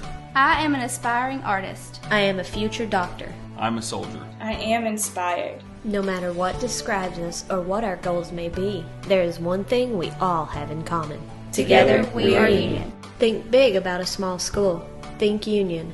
Visit unionky.edu. I'm the first college graduate in my family. I am a fan of classic literature. I am a fine arts major. I am strong in my faith. I am a fitness fanatic. I am a champion. I am working my way through college. I am ambitious. I am a Southern Belle. I'm a single parent in college. No matter what describes us or what our goals may be, there is one thing we all have in common. Together we are Union. Think big about a small school. Think Union. Visit unionky.edu. I didn't have class. Welcome back, ladies and gentlemen, to the Bulldog Sports Network. 1:17 remaining, 92-84 is your score. So Sean Harrison going to inbound it. Neither team has a timeout. So let's see how both these teams, they're going to play the foul game, I would assume both of these teams. And right now I'd foul Johnson immediately, and Pettis does. It's always a little bit of a heart dropper when you see the ball being thrown into your post player, and you're expecting them to bring it down the floor, but luckily Johnson handled it, and it's at the free throw line now. Big man's got to realize he's got 31 up there. He can work towards a career high here if he just keeps putting it in, and indeed he does. He shot so well from the line. Luckily, knock on wood. Yeah, somewhere. luckily I did not jinx him. You didn't, but I may. Let's see. It's Johnson. If it happens, I'm blaming it on you. Definitely not me. To the line, puts it up and in. I don't jinx him. As Adams comes in and Walker subs out. He's just been that good tonight, though, honestly. I mean, from the line, from the rebounding standpoint, from the post standpoint, I mean, he has been a force for us tonight. So let's see if Union can play without fouling here. You're okay with letting them force up a long three, and indeed they do, but it goes in. No timeouts. 97-84. As once again, Milligan's going to foul. That's going to be the fourth on Pettis. When you look at the time, John, you can't count this Milligan team out hardly ever. I mean, they continue to prove to us that they're going to stay in the game, and they're going to give it everything they have until that buzzer sounds. No way you should stop fouling until, as of right now, it's going to be a foul fest here for the next minute and 1 second. It's going to be the longest minute ever, absolutely. Pretty much. And you can't blame Coach Robinson for not that. At all. Casual fans may look at it like, hey, you're not going to win this game, but you think Coach Robinson thinks he's not going to win this game right now?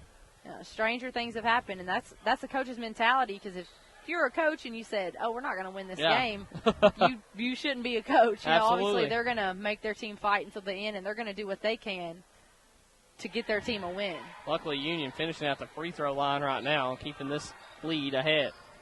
So look for Milligan to shoot quick, and Woods goes down the lane. It's tipped out of bounds. Milligan's going to keep it. Nice hands by the Bulldogs there, not giving them that open kick through. Walker's going to run in. Archie Adams going to come out. Coach Burton is still coaching his tail off over there. That's out to Pettis. Pettis, he's going to pass it up. Indeed, he gives it out. That 33, that's Hendren, and Hendren nails the three. Coach Burton not happy about that one. It's a 6-point game, 96-90. I told you Hendren earlier. You know what he's in there for. Yep. You've got to be expecting that. You know what he's in there for. Hendren is in there for one reason, and that is to shoot the rock.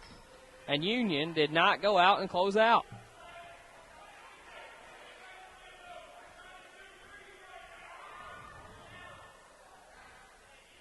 Coach Burton, a very nice lesson there for Tashawn Hairston. Let him know that, hey, they're going to try to shoot threes right now, which he has a point. And now Union, Snay Walker misses the front end of a two-shot foul. Leaving the window open. 45.8. Made one of them, so 97-90. Pettis. Milligan's wasting no time, and he is just wide open down the lane there. This game is not over, and I hope the Bulldogs really realize that. They're going to continue to foul, of course, but we have to knock down our free throws and at least make it a little harder for them to score. If they can get down the floor in 5 seconds and get a shot up, they could easily, make this a one-possession ball game. Union fine with just letting that Pettis go down the lane and lay it in, but got to get a little bit of a defensive effort there as they were too worried about the three. Stevens steps to the line and nails the free throw.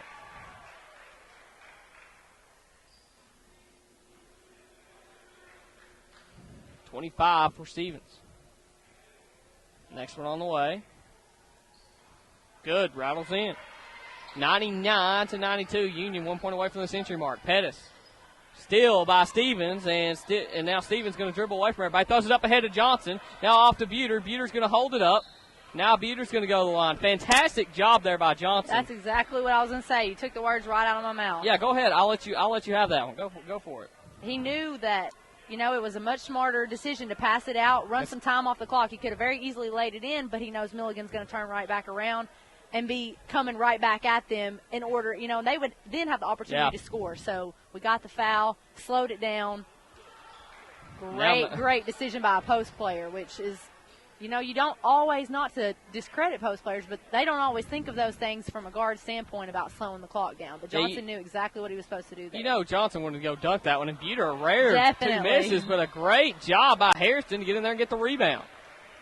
And Buter misses 2 big free throws. But, yeah, as you said, Johnson had a dunk if he wanted it.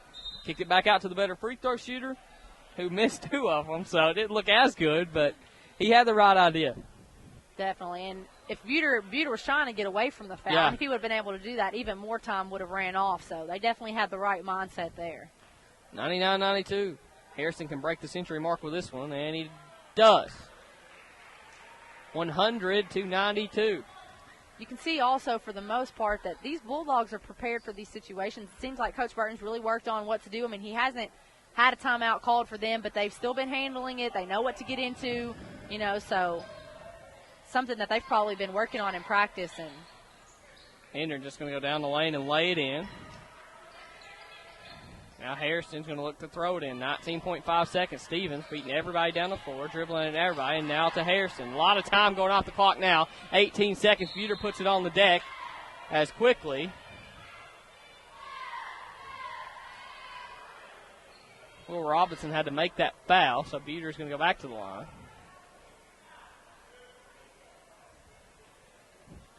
The official is walking Coach Burton back to his coach's box as Buter hits the first one, trying to redeem himself.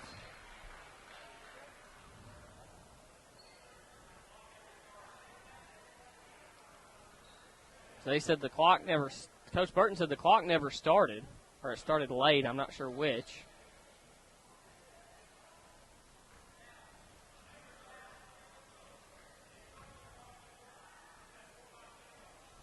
Next one up and good.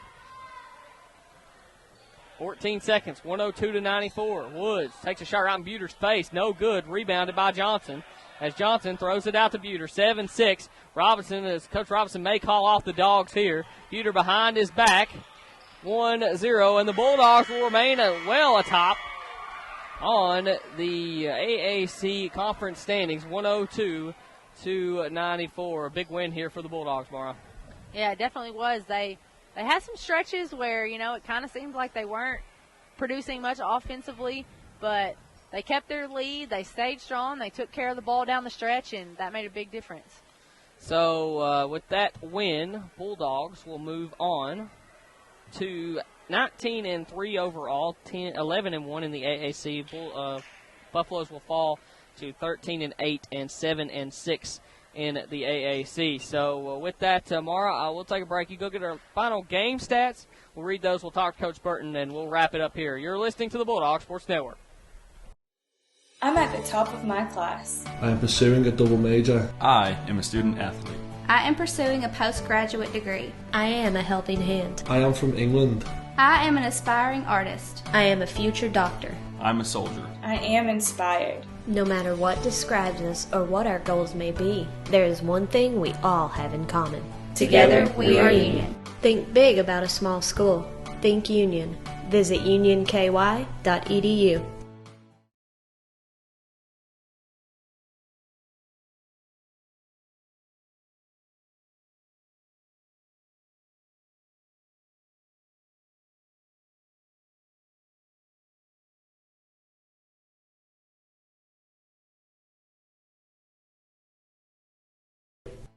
I'm the first college graduate in my family. I am a fan of classic literature. I am a fine arts major. I am strong in my faith. I am a fitness fanatic. I am a champion. I am working my way through college. I am ambitious. I am a Southern Belle. I'm a single parent in college. No matter what describes us or what our goals may be, there is one thing we all have. Pool parties are making a huge splash at the new Stivers Aquatic and Wellness Center in Barberville, home of the area's only indoor Olympic-sized swimming pool. Guests will enjoy 2 hours of fun in both the pool and party room. Parties are now being scheduled for any day of the week. Book yours today. Call 546-0005 or visit us on the web at stiverscenter.org. Stivers Aquatic and Wellness Center. It's good for you. In common. Together we are Union. Think big about a small school. Think Union. Visit unionky.edu. I'm the first college graduate in my family. I am a fan of classic literature. I am a fine arts major. I am strong in my faith. I am a fitness fanatic. I am a champion. I am working my way through college. I am ambitious. I am a Southern Belle. I'm a single parent in college. No matter what describes us or what our goals may be, there is one thing we all have in common. Together we are Union. Think big about a small school. Think Union. Visit unionky.edu. I'm at the top of my class. I am pursuing a double major. I am a student athlete. I am pursuing a postgraduate degree. I am a helping hand. I am from England. I am an aspiring artist. I am a future doctor. I'm a soldier. I am inspired. No matter what describes us or what our goals may be, there is one thing we all have in common. Together we are Union. Think big about a small school. Think Union. Visit unionky.edu. Whether it's new or used parts you need, car parts, truck parts, SUV parts, foreign and domestic parts, any part from A to Z, Davis Salvage and Auto Parts on the Cumberland Falls Highway in Corbin has it or can find it. Davis Salvage specializes in late model auto and truck parts. For over 40 years, the Davis family has supplied customers all over the United States with new and used auto and truck parts. Davis Salvage open Monday through Friday, 8 to 5 p.m. or online at davissalvage.com. Take a look at their inventory. Davis Salvage and Truck Parts on the Cumberland Falls Highway in Corbin, the only place to go for all your vehicle needs. Whether it's new or used parts you need, car parts, truck parts, SUV parts, foreign and domestic parts, any part from A to Z, Davis Salvage and Auto Parts on the Cumberland Falls Highway in Corbin has it or can find it. Davis Salvage specializes in late model auto and truck parts. For over 40 years, the Davis family has supplied customers all over the United States with new and used auto and truck parts. Davis Salvage open Monday through Friday, 8 to 5 p.m. or online at davissalvage.com. Take a look at their inventory. Davis Salvage and Truck Parts on the Cumberland Falls Highway in Corbin, the only place to go for all your vehicle needs. Pool parties are making a huge splash at the new Stivers Aquatic and Wellness Center in Barberville, home of the area's only indoor Olympic-sized swimming pool. Guests will enjoy 2 hours of fun in both the pool and party room. Parties are now being scheduled for any day of the week. Book yours today. Call the Union College Athletic Department would like to I'm the first college graduate in my family. I am a fan of classic literature. I am a fine arts. Total NBA right there, and I love it. So, and we have guys on our team that just love playing basketball, too. Call 546-0005 or visit us on the web at stiverscenter.org. Stivers Aquatic and Wellness Center. It's good for you.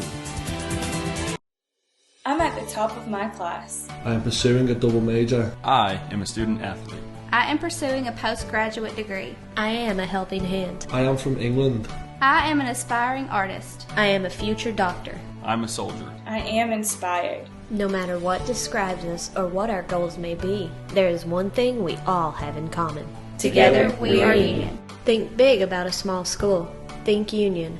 Visit unionky.edu. Whether it's new or used parts you need, car parts, truck parts, SUV parts, foreign and domestic parts, any part from A to Z, Davis Salvage and Auto Parts on the Cumberland Falls Highway in Corbin has it or can find it. Davis Salvage specializes in late model auto and truck parts. For over 40 years, the Davis family has supplied customers all over the United States with new and used auto and truck parts. Davis Salvage open Monday through Friday, 8 to 5 p.m. or online at davissalvage.com. Take a look at their inventory. Davis Salvage and Truck Parts on the Cumberland Falls Highway in Corbin, the only place to go for all your vehicle needs. Pool parties are making a huge splash at the new Stivers Aquatic and Wellness Center in Barberville, home of the area's only indoor Olympic-sized swimming pool. Guests will enjoy 2 hours of fun in both the pool and party room. Parties are now being scheduled for any day of the week. Book yours today. Call 546-0005 or visit us on the web at stiverscenter.org. Stivers Aquatic and Wellness Center. It's good for you. Arts major. I am strong in my faith. I am a fitness fanatic. I am a champion. I am working my way through college. I am ambitious. I am a Southern Belle. I'm a single parent in college. No matter what describes us or what our goals may be, there is one thing we all have in common. Together we are Union. Think big about a small school. Think Union. Visit UnionKY. Welcome back, ladies and gentlemen, to the Bulldog Sports Network. As the Bulldogs are successful over Milligan, 102-94. As first half, Union led it 46-37. We're outscored in the second half by 1, 57-56. Now for your final game stats. First, for Milligan, they were led by Mickey Woods with 31 points. Went 10 for 10 from the charity stripe. 5 for 12 from the three-point line, and 8 for 17 from the field. Next up, two players with 13 points, Cartree Pettis and Mike Woods Jr. Rounding out the scoring column for Milligan was Morgan McLeod with 2, 6 for Kurt Brooks, 8 for Torian Sitton, 6 for James Soxer, 6 for Scott Blake, 2 for Chris Ellis, 5 for Corey Hendren, including the late 3, and 2 for Will Robinson. 42% from the field is what Milligan shot for the game, 40% from 3, and 66% from the charity stripe. And now individual scoring for Union. Something like this, they were led in scoring by Deontay Johnson, who had 33 points, 16 rebounds, 11 defensive rebounds, 5 offensive rebounds. A heck of a game from Deontay. 26 points for DeAndre Stevens. Also added 4 steals to his total. Another 2 players in double figures were Michael Buter with 11. It's Gerald White fouled out with 10. 7 points for Gerard Newby. 7 points also with Tarek Smith. 3 for Nay Walker. 5 for Sean Harrison. And 7 for Tarek Smith. 48% Union shot for the game from the field. 27% from 3 and 70% from the charity stripe. Union outscored bench-wise 34-15 to Milligan's bench. 11 second-chance points for Union, 6 for Milligan. Points in the paint, Union led that one by a slim margin, 30-26. And fast break points, 10 to Milligan's 6. So Union wins this one 102-94, joined by the head man for the Bulldogs himself, Coach Burke. Coach, pretty happy with this win? Yes. No, I'm very happy with this one. Absolutely. I saw a couple of things down the stretch. How are you happy with the way your team finished? What now, John? Why is that your first question? Because I that's where I saw that the is most. Very pessimistic out of you. No, I don't think so. I mean, people think I'm too negative around here anyway, and then that's the first question you ask me. I thought the team grew up a little bit. Well, I don't know about that. I thought that our and these games have been getting so blended in. I think who was our last conference game against? Montreat on the road. You mean here at home? Montreat. Yeah, it was Montreat on the road because the VI game got canceled. Okay. Well, whoever I apologize for not remembering who it was, but we handled our game at Truett McConnell on the road very well late, as far as taking a lead from 14 and winning by 16, that kind of thing, in the last 3 minutes when they were fouling and trying to get quick shots. Tonight, it wasn't as bad as it looked, even though I was throwing a conniption fit on the sideline, because they were making, from my vantage point, they were making extremely difficult guarded shots. However, the asterisk or the special circumstance in that scenario was, of course, we put a certain lineup in to defend against that, and we told our guys to get up and make them dribble on every catch, not to let them drive, but to make them dribble, so we could break the rhythm of the catch and shoot situation, and we didn't do that. So that's the part I was upset with. I wasn't upset they were making guarded shots. I was upset because we did not do what was instructed on getting up and making them dribble, and the reason why is because you can do all those things in practice as much as you want, which of course we do. But you get into the anxiety of a real game, and it is a different – your brain goes and works in different ways whenever it's a real game versus practice. You think you're going to do it, and then you get in the game, you kind of freeze up and don't quite commit to it. And that's kind of what I told them in the locker room is, we did a lot of good things tonight. I told our guys before the game, the ball needed to go inside the paint, the ball needed to go inside the paint, and the ball needed to go inside the paint, okay? and they did a good job of looking for that. And then, it just so happened that that they happened to make tough shots, and we did not happen to do what we were supposed to do in that last couple minutes, and it ended up looking like an ugly win. I guess it did. I don't know, but I'm thrilled to death with it. Of course. And the reason I ask is because you got some 18 to 22-year-olds out there, and a team like Coach Robinson's team just tries to slow it down on you.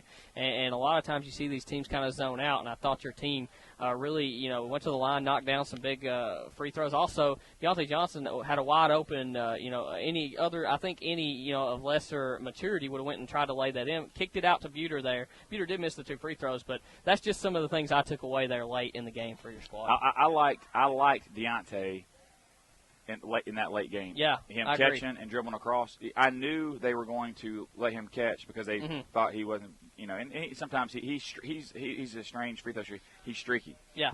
And I knew his stroke's been good the last several days in practice. We've been working on it a little bit, and so I felt confident with him going to the free throw line. So that's why I didn't get him out. But and knowing this, I knew they were going to leave him open so they could relieve a little bit of pressure so we can get it across midcourt without getting a turnover or something silly happening. And so I thought he handled himself really well. But, besides those last couple minutes, the first 12, 14 minutes of that ball game, man, if we play like that, we're awfully hard to play against. Yeah. I mean, Fitzgerald White, offensive rebound, Duncan, and we were so active and aggressive defensively, and we just did a lot of good things to begin the game. We just got a little bit less aggressive when they gave us their punch. We didn't exactly, in that figurative way, punch them back. We just sort of kept playing hard. We didn't play to lose, but we weren't exactly trying to knock them out of the park, to win the game. But I am happy that we won. I thought we did a lot of good things. Our guys really, really wanted to win this game. I can tell. They were a little bit too quiet almost before the game in the locker room. And yesterday I had their full attention in our game day in our practice today in our game day practice, and they really wanted to do a good job and win the game. So I'm proud of them for that. And even though the last couple minutes was a little shaky, it wasn't like we were turning the ball over. Yeah. You know what I mean? It was they were just hitting tough shots, and we weren't guarding it exactly like we were supposed to. But hopefully we'll learn from that next time we get in that situation. We'll do a little better job. So we talked about Deontay, but personally I thought probably one of the more complete games Deontay Johnson has played, not shying away from anything in the paint, going at whoever they brought at him, and finishing with authority. His footwork was really on par tonight, and I just want to say a little bit about Deontay and how big of a game he had. And he was simple. Sometimes Yep. he gets and I got to be careful when I talk to him about watch this and watch that, because sometimes you give him too many thoughts and it slows him up. And I didn't want to give him any thoughts. Just get down there, just get big, give us a huge target, throw it to you, and just be simple on the catch and score. And don't worry about shot faking, don't worry about spinning, just catch it and go up and score it. And he did that. And in fact, this is probably like Nagy coach talk, but I thought he was open sometimes and didn't get it. Yeah, I agree. But all in all, over the course of the game, we did a decent job of doing that. And, Milligan's well coached. They got good players.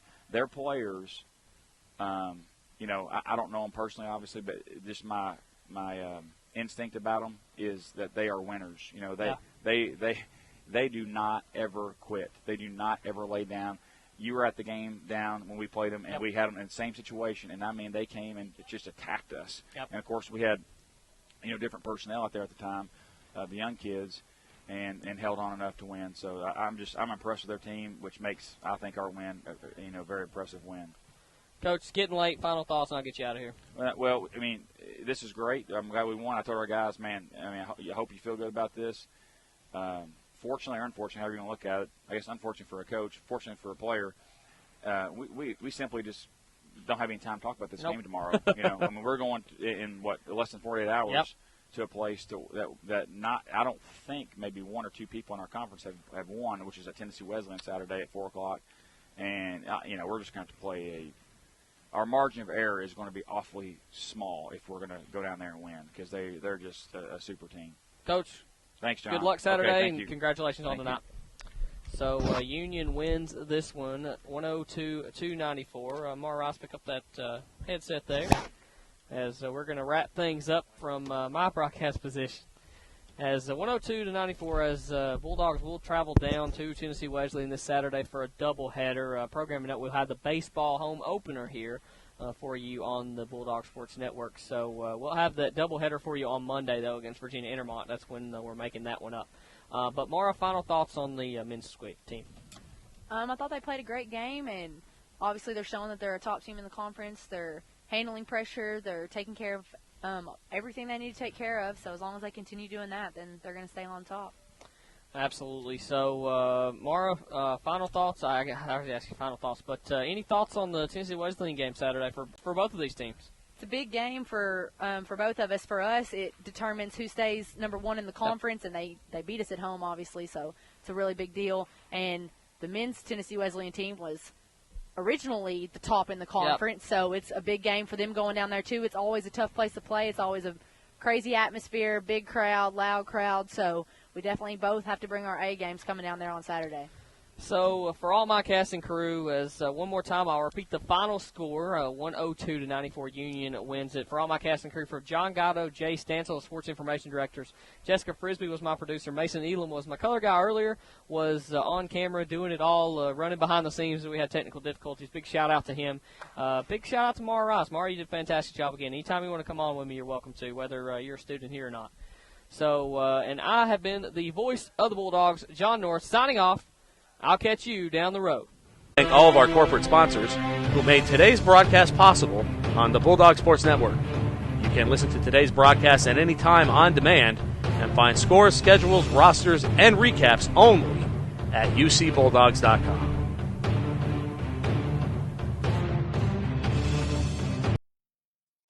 The Union College Athletic